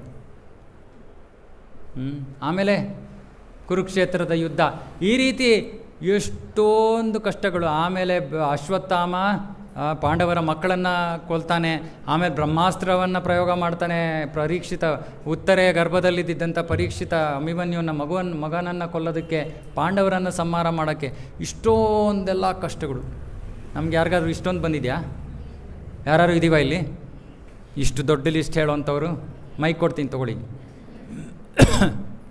ಅರೆ ಈ ಕುಂತಿ ನೋಡಿ ಏನು ಪ್ರಾರ್ಥನೆ ಮಾಡ್ತಾಳೆ ಭಾಗವತದಲ್ಲಿ. ಕುಂತಿ ಹೇಳ್ತಾಳೆ, ಕೃಷ್ಣ ಈ ಕಷ್ಟಗಳೆಲ್ಲ ಮತ್ತೆ ಬರಲಿ ನನಗೆ, ಅಪ್ಪ ಒಂದು ಸತಿನೇ ಸಾಕಾಗಿದೆ ಅಯ್ಯಪ್ಪ, ಸದ್ಯ ಮರ್ತರೆ ಸಾಕು ಅಂತ ನಮಗೆ. ಅವಳು ಹೇಳ್ತಾಳೆ ಮತ್ತೆ ಬರಲಿ, ಮತ್ತೆ ಭೀಮನಿಗೆ ಕೇಕ್ ಹಾಕಲಿ, ಮತ್ತೆ ನಮಗೆ ಈ ಮನೆಯಲ್ಲಿ ಬೆಂಕಿ ಇಡಲಿ, ಮತ್ತೆ ಇದಾಗಲಿ, ಮತ್ತೆ ಅದಾಗಲಿ, ಮತ್ತೆ ಎಲ್ಲ ಕಷ್ಟಗಳು ಮತ್ತೆ ಬರಲಿ ಮತ್ತೆ ಅಂತ ಪ್ರಾರ್ಥನೆ ಮಾಡ್ತಾಳೆ. ಸರಿ ಇಲ್ವಾ? ಅವಳು ಹೇಳ್ತಾ ಇದ್ದಾಳೆ, ಯಾಕಂದರೆ ಈ ಕಷ್ಟಗಳೆಲ್ಲ ಬಂದಾಗ ನಾವು ನಿನ್ನ ಸ್ಮರಣೆಯನ್ನು ಮಾಡ್ತೀವಿ, ನಿನ್ನ ದರ್ಶನವನ್ನು ಪಡ್ಕೋತೀವಿ. ನಾವು ನಿನ್ನ ದರ್ಶನವನ್ನು ಪಡೆದ್ರೆ ಈ ಮತ್ತೆ ಭೌತಿಕ ಜಗತ್ತಿನಲ್ಲಿ ಅಪುನರ್ದರ್ಶನಂ ಅಂದರೆ ಮತ್ತೆ ಈ ಭೌತಿಕ ಜಗತ್ತಿಗೆ ನಾವು ಬರೋದಿಲ್ಲ. ಅಂದರೆ ನಮ್ಮ ಜೀವನದಲ್ಲಿ ಬರೋ ಕಷ್ಟಗಳು ನಮಗೆ ಭಗವಂತನ ಕೃಪೆ. ಅದು ಭಗವಂತ ನನ್ನ ಕಡೆ ನೋಡಪ್ಪ ನೋಡಪ್ಪ ನೋಡಪ್ಪ ಅಂತ ಒಳ್ಳೆ ಮಾತಲ್ಲಿ ಹೇಳ್ತಾನೆ, ನೋಡೋದೇ ಇಲ್ಲ ನಾವು. ಆವಾಗ ಹೋಗಲಿ ಒಂದು ಸ್ವಲ್ಪ ಕಷ್ಟ ಆದರೂ ಬಂದರೆ ನೋಡ್ತೀನಪ್ಪ. ಅರೆ ಭಗವಂತ ನಮಗೆ ಕಷ್ಟ ಕೊಟ್ಟು ನಮಗೆ ನೋವು ಮಾಡಬೇಕು ಅನ್ನೋದು ಅವನ ಉದ್ದೇಶ ಅಲ್ಲ. ಸುಮ್ಮನೆ ನಮ್ಮನ್ನು ಅವನ ಕಡೆ ತಿರುಗಿಸ್ಬೇಕು ಅಷ್ಟೇ ಅವನಿಗೆ ಬೇಕಾಗಿರೋದು. ನಮ್ಮ ಪ್ರಭುಗಳು ಬಂದು ಕೇಳ್ತಾಯಿದ್ರು, ನನಗೆ ಎಷ್ಟೊಂದು ಇಚ್ಛೆಗಳಿದೆ, ನೀವು ಹೇಳಿದ್ರಿ ಹರೇ ಕೃಷ್ಣ ಮಹಾಮಂತ್ರ ಅಂದರೆ ಭಗವಂತನ ಸೇವೆಗಾಗಿ ಬೇಡಬೇಕು, ನನಗೆ ಬೇರೆ ಆಸೆ ಇದೆಯಲ್ಲ. ಅಯ್ಯೋ ಕೇಳಪ್ಪ, ಇನ್ಯಾರ ಹತ್ರ ಕೇಳ್ತೀಯ? ಭಗವಂತನ ಹತ್ರ ಕೇಳಿದೆ ಇನ್ಯಾರ ಹತ್ರ ಕೇಳೋದು? ಭಾಗವತದಲ್ಲಿ ಹೇಳ್ತಾರೆ, ಅಕಾಮ ಸರ್ವಕಾಮೋ ವಾ ಮೋಕ್ಷ ಕಾಮ ಉದಾರದಿ ತೀವ್ರೇಣ ಭಕ್ತಿ ಯೋಗೇನ ಯಜೇತ ಪುರುಷಂ ಪರಂ. ನಮಗೆ ಯಾವ ಇಚ್ಛೆಗಳಿದ್ರೂ ಕೂಡ ನಮಗಿರೋನು ಒಬ್ಬನೇ ತಂದೆ ಭಗವಂತ, ಅವನ ಹತ್ರನೇ ಹೋಗ್ಬೇಕು. ಇನ್ಯಾರ ಹತ್ರನೂ ಹೋದ್ರೂ ಏನು ಪ್ರಯೋಜನ ಇಲ್ಲ. ಹಾಗಾಗಿ ನಾವು ಭಗವಂತನ ಹತ್ರ ಏನು ಬೇಡ್ಕೋಬಾರ್ದು ಅಂತಲ್ಲ, ಆದರೆ ಸ್ವಲ್ಪ ನಾವು ಭಕ್ತಿಯಲ್ಲಿ ಮುಂದುವರೆದಾಗ ನಮ್ಗೆ ಗೊತ್ತಾಗುತ್ತೆ, ಅಯ್ಯೋ ಕೃಷ್ಣನಿಗೆ ಏನು ನಾನು ಹೋಗಿ ಹೇಳಬೇಕೇನೋ, ನಾನು ಹೋಗಿ ಹೇಳ್ಬೇಕು ಅವನಿಗೆ, ಅವನು ಪಾಪ ಗೊತ್ತಿಲ್ವೇನೋ ಅವನು ಪಾಪ. ಕೃಷ್ಣನಿಗೆ ಎಲ್ಲ ಈ ಜಗತ್ತಿನಲ್ಲಿ ಎಲ್ಲ ಜಗತ್ತುಗಳಲ್ಲಿ ಎಲ್ಲ ಪ್ರತಿಯೊಂದು ಕಾರ್ನರಲ್ಲಿ ಏನೇನು ನಡೀತದೆ ಎಲ್ಲವೂ ಅವನಿಗೆ ಗೊತ್ತಿದೆ. ಯಾವ ನ್ಯೂಸ್ ಪೇಪರ್ ಬೇಕಾಗಿಲ್ಲ ಅವನಿಗೆ ನ್ಯೂಸ್ ಓದೋದಕ್ಕೆ, ಅವನೇ ಸೃಷ್ಟಿ ಮಾಡ್ತಾ ಇರೋದು ನ್ಯೂಸ್. ಸೊ ಅವನ ಹತ್ರ ಹೋಗಿ ನಾವು ಏನು ಹೇಳ್ಕೋಬೇಕಾಗಿಲ್ಲ, ಅವನಿಗೆ ಗೊತ್ತು. ಅರೆ ಎಷ್ಟೊಂದು ಜನ ಜೀವಿಗಳಿದ್ದಾರೆ, ಅವ್ರ ಕಷ್ಟಗಳು ಅವ್ರ ಅವಶ್ಯಕತೆಗಳು ಭಗವಂತನಿಗೆ ಗೊತ್ತು. ಅರೆ ಅವನು ಎಲ್ಲರ ಕಡೆ ನೋಡೋದಿಲ್ಲ. ಯಾರ ಕಡೆ ನೋಡ್ತಾನೆ? ಯಾರು ಅವನನ್ನು ಕೂಗ್ತಾರೋ ಅವ್ರ ಕಡೆ ನೋಡ್ತಾನೆ. ಪ್ರತಿನಿತ್ಯ ನಾವು ಹರೇ ಕೃಷ್ಣ ಮಹಾಮಂತ್ರ ಹೇಳ್ತಾ ಇದ್ರೆ ಕೃಷ್ಣ ಬರ್ಕೋತಾನೆ, ಶರಣ್ ಪ್ರಭು ವಿಜಯನಗರ್ ಸತ್ಸಂಗ ಬರ್ಕೋತಾನೆ ಅವನು. ಆಮೇಲೆ ನಾವು ಕೇಳೋ ಅವಶ್ಯಕತೆ ಇಲ್ಲ, ಯಾರ್ಯಾರಪ್ಪ, ಇವ್ರ ಅವಶ್ಯಕ ಆಯ್ತು, ಇವ್ರದ್ದೆಲ್ಲ ನಾನು ನೋಡ್ಕೋತೀನಿ. ಏನು ನಾವೇನು ಕೇಳಲೇಬೇಕಾಗಿಲ್ಲ. ಇದಕ್ಕೋಸ್ಕರನೇ ಭಗವಂತ ಭೌತಿಕ ಜಗತ್ತನ್ನು ಸೃಷ್ಟಿ ಮಾಡಿದ್ದು, ನಾವು ಅವನ ಕಡೆ ತಿರುಗಬೇಕು ಅಂತ ಅಷ್ಟೇ. ಆಮೇಲೆ ಒಂದು ಜೀವನದ ಒಂದು ಹಂತದಲ್ಲಿ ಕಷ್ಟಗಳೆಲ್ಲ ನಿಂತೋಗ್ಬಿಡುತ್ತೆ. ಸರ್ವಧರ್ಮಾನ್ ಪರಿತ್ಯಜ್ಯ ಮಾಂ ಏಕಂ ಶರಣಂ ವ್ರಜಾಂ ತ್ವಾಂ ಸರ್ವ ಪಾಪೇಭ್ಯ ಮೋಕ್ಷಯಿಷ್ಯಾಮಿ. ಎಲ್ಲ ಪಾಪಗಳನ್ನು ನಾನು ತೊಗೊಂಡ್ಬಿಡ್ತೀನಿ ಅಂತ ಕೃಷ್ಣ ಆಶ್ವಾಸನೆ ಕೊಡ್ತಾ ಇದ್ದಾನೆ, ಪ್ರಾಮಿಸ್. ಮಕ್ಕಳು ಮಾಡ್ತಾರಲ್ಲ ಪ್ರಾಮಿಸ್ ಕಣೋ, ಭಗವಂತ ನಮಗೆ ಪ್ರಾಮಿಸ್ ಅಂತ ಮಾಡಿದ್ದಾನೆ. ಸೊ ಇನ್ನೊಂದು 5 ನಿಮಿಷ, ತುಂಬ ಮುಖ್ಯವಾದ ವಿಷಯ. ಆ್ಯಕ್ಚುಲಿ ಇವತ್ತು ನಾನು ಸ್ವಲ್ಪ ಲೇಟ್ ಆಗುತ್ತೆ, ಸ್ವಲ್ಪ ಅಡ್ಜಸ್ಟ್ ಮಾಡ್ಕೊಳ್ಳಿ. ಇವತ್ತು ಮುಂದಿನ ಶ್ಲೋಕದಲ್ಲಿ 39ನೇ ಶ್ಲೋಕದಲ್ಲಿ ಕೃಷ್ಣ ಹೇಳ್ತಾ ಇದ್ದಾನೆ, ನೀವು ಅಂದ್ಕೊಂಬಿಡ್ಬೋದು, ಓಕೆ ನನಗೆ ಏನೋ ಒಂದಿಷ್ಟು ಭೌತಿಕ ಆಸೆಗಳಿದೆ, ಅದನ್ನು ನಾನು ಪೂರೈಸ್ಕೊಂಡ್ಬಿಡ್ತೀನಿ. ಆಮೇಲೆ ಏನಾಗುತ್ತೆ, ಆಸೆಗಳೆಲ್ಲ ಪೂರೈಸ್ಕೊಂಡಾದ್ಮೇಲೆ ಇನ್ನೇನು ಆಸೆಗಳೇ ಇರಲ್ಲ ನನಗೆ. ಕೃಷ್ಣ ಹೇಳ್ತಾ ಇದ್ದಾನೆ, ಈ ಭೌತಿಕ ಆಸೆಗಳು ನೀವು ಎಷ್ಟು ಪೂರೈಸ್ಕೊಳ್ಳೋಕೆ ಪ್ರಯತ್ನ ಮಾಡಿದ್ರು ಅದೇನಾಗ್ತಾ ಹೋಗುತ್ತೆ, ಬೆಂಕಿಗೆ ತುಪ್ಪವನ್ನು ಸುರಿದಾಗ ಏನಾಗುತ್ತೆ, ಬೆಂಕಿ. ಹಾಗಾಗಿ ಭೌತಿಕ ಇಚ್ಛೆಗಳನ್ನು ಪೂರೈಸ್ಕೊಂಡು ನೀವು ಇಲ್ಲ ನಾನು ಯಾವುದೋ ಒಂದು ಜೀವನದ ಹಂತದಲ್ಲಿ ಎಲ್ಲ ನನಗೆ ಆಸೆ ಅನ್ನೋದೇ ಹೊಟ್ಟೋಗ್ಬಿಡುತ್ತೆ, ಸಾಧ್ಯ ಇಲ್ಲ. ನೀವೆಷ್ಟು ಹೆಚ್ಚು ಅದಕ್ಕೆ ಪ್ರಾಮುಖ್ಯತೆ ಕೊಡ್ತೀರೋ ಅಷ್ಟು ಅದು ಹೆಚ್ಚುತ್ತಾನೇ ಹೋಗುತ್ತೆ, ಅದು ಜಾಸ್ತಿ ಆಗ್ತಾನೇ ಹೋಗುತ್ತೆ. ಅದಕ್ಕೆ ಕೊನೆಯೇ ಇಲ್ಲ, ಅದಕ್ಕೆ ಕೊನೆಯೇ ಇಲ್ಲ. ಸೊ ಹಾಗಾಗಿ ಭೌತಿಕ ಆಸೆಗಳ ಹಿಂದೆ ಬೀಳ್ಬೇಡಿ, ಅದು ನಮ್ಮನ್ನು ಈ ಭೌತಿಕ ಜಗತ್ತಿನಲ್ಲಿ ಬಂಧಿಸಿಬಿಡುತ್ತೆ. ಈ ಭೌತಿಕ ಆಸೆಗಳೇ ನಮಗೆ ಕಷ್ಟಕ್ಕೆ ಕಾರಣ. ಮತ್ತೆ ಹೇಳ್ತಾ ಇದ್ದೀನಿ ನಾನು, ಆಸೆಗಳು ಅವಶ್ಯಕತೆಗಳು ಎರಡರಲ್ಲಿ ವ್ಯತ್ಯಾಸ ಇದೆ, ಕನ್ಫ್ಯೂಸ್ ಮಾಡ್ಕೋಬೇಡಿ. ನಮ್ಮ ಅವಶ್ಯಕತೆಗಳನ್ನು ಭಗವಂತ ಪೂರೈಸ್ಬಿಡ್ತಾನೆ, ಅದನ್ನು ಅವನನ್ನು ಕೇಳೋ ಅವಶ್ಯಕತೆಯೂ ಇಲ್ಲ. ಆಸೆಗಳು ಕೂಡ ಒಂದು ಹಂತದ ತನಕ ಭಗವಂತ ಪೂರೈಸ್ತಾನೆ, ಜಾಸ್ತಿ ಆದರೆ ಪೂರೈಸಲ್ಲ ಅವನು. ಯಾಕಂದರೆ ಅವನು ಗೊತ್ತು ಅದರಿಂದ ನಾವು ಇಲ್ಲಿ ಸಿಕ್ಕಾಕೊಂಡು ಬಿಡ್ತೀವಿ, ಇನ್ನೂ ಜಾಸ್ತಿ ಕಷ್ಟಪಡ್ತೀವಿ. ಸೊ ಇದು ಒಂದು ಮುಖ್ಯವಾದ ವಿಷಯ. ಅದನ್ನು ಪೂರೈಸ್ಕೊಂಡು ನಾನು ಮುಗಿಸ್ಕೊಂಡು ಬಿಡ್ತೀನಿ, ಆಗಲ್ಲ.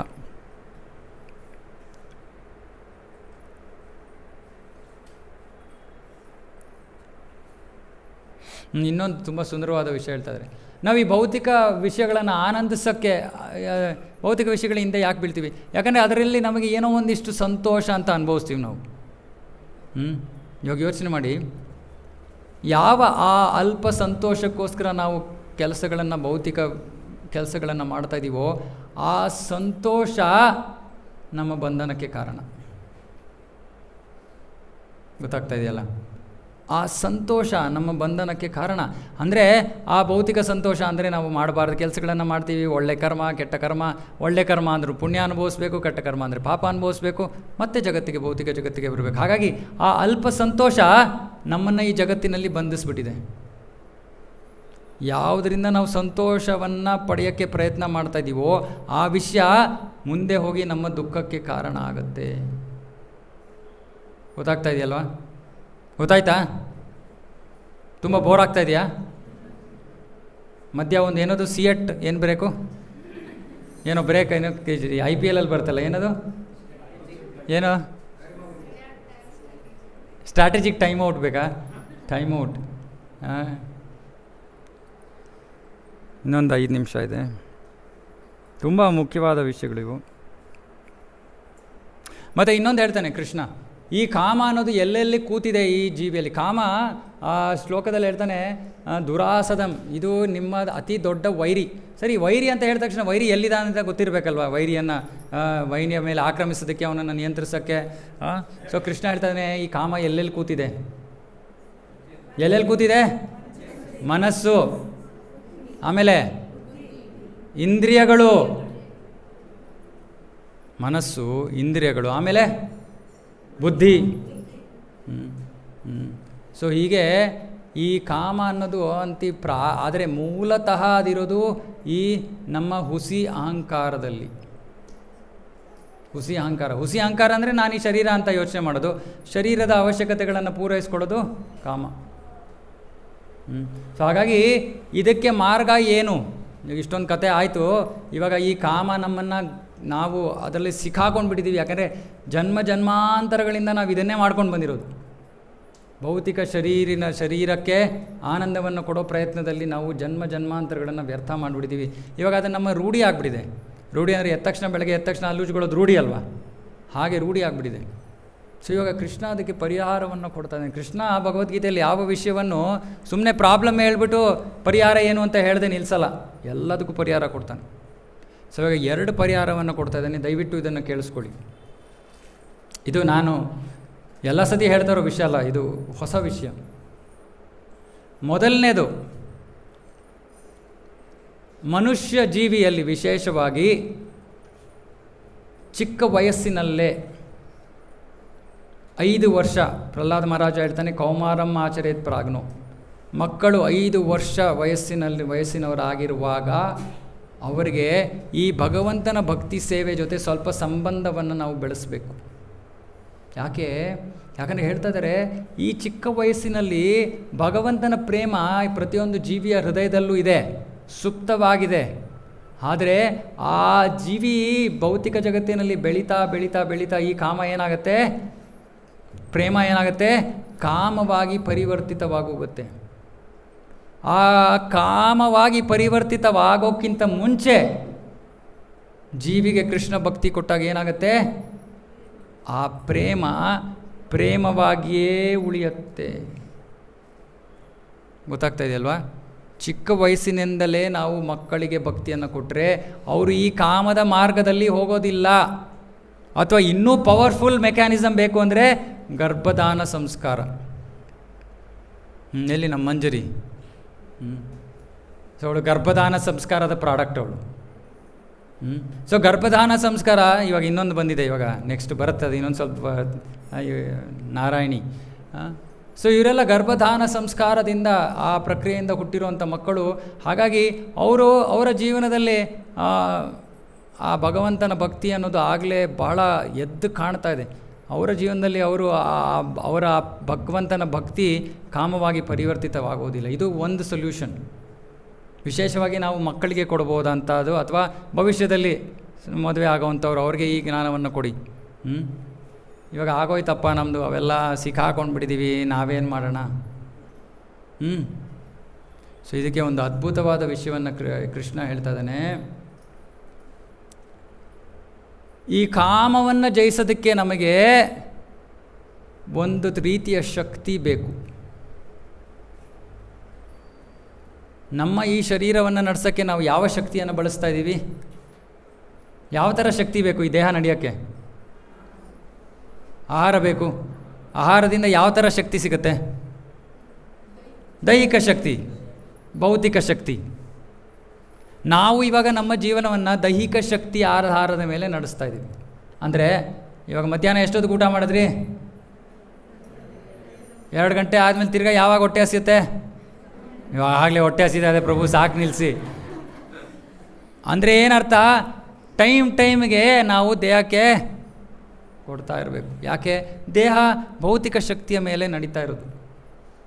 ಆಹಾರ ತಿಂದಾಗ ನಮಗೆ ಅದು ತಿಂದು ಜೀರ್ಣ ಆದಾಗ ಶಕ್ತಿ ಆಗುತ್ತೆ. ಆಗ ದೇಹ ಮಾಡಬಾರ್ದು ಕೆಲಸಗಳನ್ನು ಮಾಡೋಕ್ಕೆ ಇನ್ನೂ ಒಳ್ಳೆ ಚೇತನ ಪಡ್ಕೊಳ್ಳುತ್ತೆ ಶಕ್ತಿ. ಆದರೆ ಈ ಭೌತಿಕ ಶಕ್ತಿಯಿಂದ ನಾವು ಈ ಕಾಮವನ್ನು ನಿಯಂತ್ರಿಸೋಕ್ಕಾಗಲ್ಲ. ಗೊತ್ತಾಗ್ತಾ ಇದೆಯಲ್ವಾ? ಭೌತಿಕ ಶಕ್ತಿಯಿಂದ ನಾವು ಕಾಮವನ್ನು ನಿಯಂತ್ರಿಸೋಕ್ಕಾಗಲ್ಲ. ಅದಕ್ಕೆ ಇಲ್ಲಿ ಪ್ರಭುಪಾದರು ಒಂದು ಅತ್ಯದ್ಭುತವಾದ ವಿಷಯವನ್ನು ಬರೀತಾ ಇದ್ದಾರೆ. ನಮ್ಮನ್ನು ಮೀರಿರುವಂತಹ ಈ ಕಾಮವನ್ನು ಜಯಿಸೋದಕ್ಕೆ ನಮಗೆ ಬೇಕಾಗಿರೋದು ಆಧ್ಯಾತ್ಮಿಕ ಶಕ್ತಿ. ಯಾರಲ್ಲಿ ಆಧ್ಯಾತ್ಮಿಕ ಶಕ್ತಿ ಇರುತ್ತೋ ಅವರ ಅಸ್ತಿತ್ವ ಭೌತಿಕ ಶಕ್ತಿಯ ಮೇಲೆ ನಡೆಯೋದಿಲ್ಲ. ಅಂದರೆ ಏನರ್ಥ? ಆಧ್ಯಾತ್ಮಿಕ ಶಕ್ತಿ ಇರೋರು ನಮ್ಮ ಥರ ಟೈಮ್ಗೆ ತಿನ್ನೋ ಅವಶ್ಯಕತೆ ಇಲ್ಲ. ಅವರ ಶರೀರ ಆಧ್ಯಾತ್ಮಿಕ ಶಕ್ತಿಯ ಆಧಾರದ ಮೇಲೆ ನಡೆಯುತ್ತೆ. ಊಟ ಇಲ್ಲದೇ ಇದ್ರೂ ಕೂಡ ಶರೀರ ನಡೆಯುತ್ತೆ. ನಿದ್ದೆ ಬೇಕೇ ಬೇಕು ಪ್ರಭು, ನಿದ್ದೆ ಎಲ್ಲ ಕಿತ್ಕೊಂಡ್ಬಿಡ್ಬೇಡಿ. ಆಮೇಲೆ ಅವರ ಶರೀರ ನಿದ್ದೆ ಇಲ್ಲದೆ ಓಡುತ್ತೆ. ನಮ್ಮ ಪ್ರಭುಪಾದರು ಸುಮಾರು ಸಂಜೆ ಅವರು ಪ್ರಸಾದವನ್ನು ತಗೊಂಡು, ಲೈಟ್ ಪ್ರಸಾದ ತಗೊಂಡು ಸುಮಾರು 9 ಗಂಟೆಗೆ ಮಲಗಿಬಿಡ್ತಾಯಿದ್ರು. ಎಷ್ಟೊತ್ತಿಗೆ ಹೇಳೋರು? 12 ಗಂಟೆ. ಎಷ್ಟು ವಯಸ್ಸು ಅವಾಗ ಅವ್ರಿಗೆ? 70 ಮೇಲೆ, 72, 73 ಆಗಿತ್ತಾಗಲೇ. ಅದಕ್ಕಿಂತ ಮುಂಚೆನೂ ಮಾಡ್ತಾಯಿದ್ರು, ಅವಾಗಲೂ ಮಾಡ್ತಾಯಿದ್ರು. ಅಷ್ಟೇ 3 ಗಂಟೆ ಕಾಲ. ನಮ್ಮ ಪೂರ್ವದ ಆಚಾರ್ಯರು ಅಷ್ಟೇ 2 ಗಂಟೆ ಕಾಲ. ಹರಿದಾಸ ಠಾಕೂರರು 3 ಲಕ್ಷ ಭಗವಂತನ ನಾಮವನ್ನು ಜಪ ಮಾಡ್ತಾಯಿದ್ರು 22 ಗಂಟೆ ಕಾಲ ಪ್ರತಿದಿನ. 22 ಗಂಟೆ ಅಂದರೆ ಎಷ್ಟು ಗಂಟೆ ಉಳಿತು? ಅಷ್ಟೇ. ನಾವು 2 ಗಂಟೆ ಭಕ್ತಿ ಮಾಡಿದ್ರೆ ಸಾಕು. ಸೊ ಇದು ಆಧ್ಯಾತ್ಮಿಕ ಶಕ್ತಿ. ಇದು ಈ ಆಧ್ಯಾತ್ಮಿಕ ಶಕ್ತಿ ಸಿಕ್ಕಿದಾಗ ನಾವು ಈ ಕಾಮವನ್ನು, ನಮ್ಮ ಮನಸ್ಸು ಮಾಡಬಾರ್ದಂತಹ ಕೆಲಸಗಳು, ಮಾಡಬಾರ್ದಂಥ ಯೋಚನೆಗಳು ಮಾಡೋದು, ಇವೆಲ್ಲವನ್ನು ನಿಲ್ಲಿಸ್ಬೋದು. ಬೇಕಾ? ಪ್ರಭು ತಂದಿದ್ದೀರಾ ಆಧ್ಯಾತ್ಮಿಕ ಶಕ್ತಿ? ಅರ್ನಾಥ್ ಪ್ರಭುನ ಕೇಳಿ, ಇವತ್ತು KG ಗಟ್ಟಲೆಗೆ ಮಾರ್ತಾ ಇದ್ದಾರೆ, ತೆಗಿರಿ ಅದನ್ನು. ಓಕೆ, ಆಧ್ಯಾತ್ಮಿಕ ಶಕ್ತಿಗೆ ಬೇಕಾಗಿರೋದು ಹರೇ ಕೃಷ್ಣ ಮಹಾಮಂತ್ರ. ಭಗವಂತನ ಭಕ್ತಿ ಮಾಡೋದ್ರಿಂದ, ಕೊಡಿ ಎಲ್ಲರಿಗೂ, ಭಗವಂತನ ಭಕ್ತಿ ಮಾಡೋದ್ರಿಂದ ನಮಗೆ ಆಧ್ಯಾತ್ಮಿಕ ಶಕ್ತಿ ಸಿಗುತ್ತೆ. ಆಧ್ಯಾತ್ಮಿಕ ಶಕ್ತಿಯಿಂದ ನಾವು ದೇಹದ ಮಟ್ಟದಲ್ಲಿ ಜೀವನ ನಡೆಸೋದಿಲ್ಲ. ಆಹಾರ, ನಿದ್ದೆ, ಇದ್ಯಾವುದು ನಮ್ಮ ಅವಶ್ಯಕತೆಗಳು ಇರೋದಿಲ್ಲ. ಮತ್ತು ಮನಸ್ಸು ಇವತ್ತು ನಮ್ಮನ್ನು ಆಟ ಆಡಿಸ್ತಾ ಇದೆ. ಆ ಮನಸ್ಸನ್ನು ನಾವು ಬಹಳ ಸುಲಭವಾಗಿ ನಿಯಂತ್ರಿಸ್ಬಿಡ್ಬೋದು. ಮತ್ತು ಎಲ್ಲಕ್ಕಿಂತ ಮುಖ್ಯವಾಗಿ ಆನಂದದಲ್ಲಿ ಜೀವನವನ್ನು ನಡೆಸ್ಬೋದು. ಇವತ್ತು ನಾವು ಹೇಳಿದ್ವಿ ಜಪದ ಬಗ್ಗೆ ಹೆಚ್ಚು ಮಾಹಿತಿ ಕೊಡ್ತೀವಿ ಬನ್ನಿ ಅಂತ. ಯಾರೋ ಒಂದು 5-6 ಜನ ಪಾಪ ಆಸಕ್ತರು ಭಕ್ತರು ಬಂದರು. ಅಂದರೆ ಬೇರೆಯವ್ರಿಗೆಲ್ಲ ಸಂತೋಷ ಬೇಡ ಅಂತ ಅಷ್ಟೆ. ನಿಮಗೋಸ್ಕರನೇ ಮಾಡಿದ್ದು 5ರಿಂದ 6 ಗಂಟೆ ಕ್ಲಾಸ್ ಇವತ್ತು. ನಾವಿಲ್ಲಿ ನಿಮಗೆ ಒಳ್ಳೇದಾಗಲಿ ಅಂತಲೇ ಪ್ರಯತ್ನ ಮಾಡ್ತಾಯಿದ್ದೀವಿ. ಆದರೆ ಒಳ್ಳೇದು ಆಗಿಸ್ಕೊಳ್ಳೋದು ಬಿಡೋದು ನಿಮಗೆ ಬಿಟ್ಟಿರೋದು. ಹೌದಾ? ಓಕೆ. ಸೊ ದಯವಿಟ್ಟು ಈ ಕಾಮ ನಮ್ಮ ಜೀವನದಲ್ಲಿ ಕಷ್ಟಕ್ಕೆ ಕಾರಣ ಇದೇ ಕಾಮನೇ. ಕಾಮವನ್ನು ಜಯಿಸಬೇಕು. ನಮ್ಮ ಜೀವನದ ಅವಶ್ಯಕತೆಗಳನ್ನು ಭಗವಂತ ಪೂರೈಸ್ತಾನೆ, ಅದಕ್ಕೆ ತಲೆ ಕೆಡಿಸ್ಕೊಳ್ಳೋ ಅವಶ್ಯಕತೆ ಇಲ್ಲ. ಕಾಮವನ್ನು ಜಯಿಸಬೇಕು ಅಂದರೆ ನಾವು ಹರೇ ಕೃಷ್ಣ ಮಹಾಮಂತ್ರವನ್ನು ಜಪ ಮಾಡಬೇಕು. ಹರೇ ಕೃಷ್ಣ ಮಹಾಮಂತ್ರವನ್ನು ಎಲ್ಲರೂ ಜಪ ಮಾಡಬೇಕು. ಹಾಗಾಗಿ ಇವತ್ತು ಒಂದು 10 ನಿಮಿಷ ನಾವು ಹರೇ ಕೃಷ್ಣ ಮಹಾಮಂತ್ರ ಜಪ ಮಾಡ್ತೀವಿ. ದಯವಿಟ್ಟು ಎಲ್ಲರೂ ನಿಮ್ಮ ನಿಮ್ಮ ಮನೆಗಳಲ್ಲಿ ಮಾಡಿ. ಹೇಳಿದ್ನಲ್ಲ, ಪ್ರವಚನ ಯಾರಾದರೂ ಸರಿಯಾಗಿ ಶ್ರವಣ ಮಾಡಿದರೆ ನಿಮಗೆ ಇದರ ಪ್ರಾಮುಖ್ಯತೆ ಏನು ಅಂತ ಗೊತ್ತಾಗಿರುತ್ತೆ.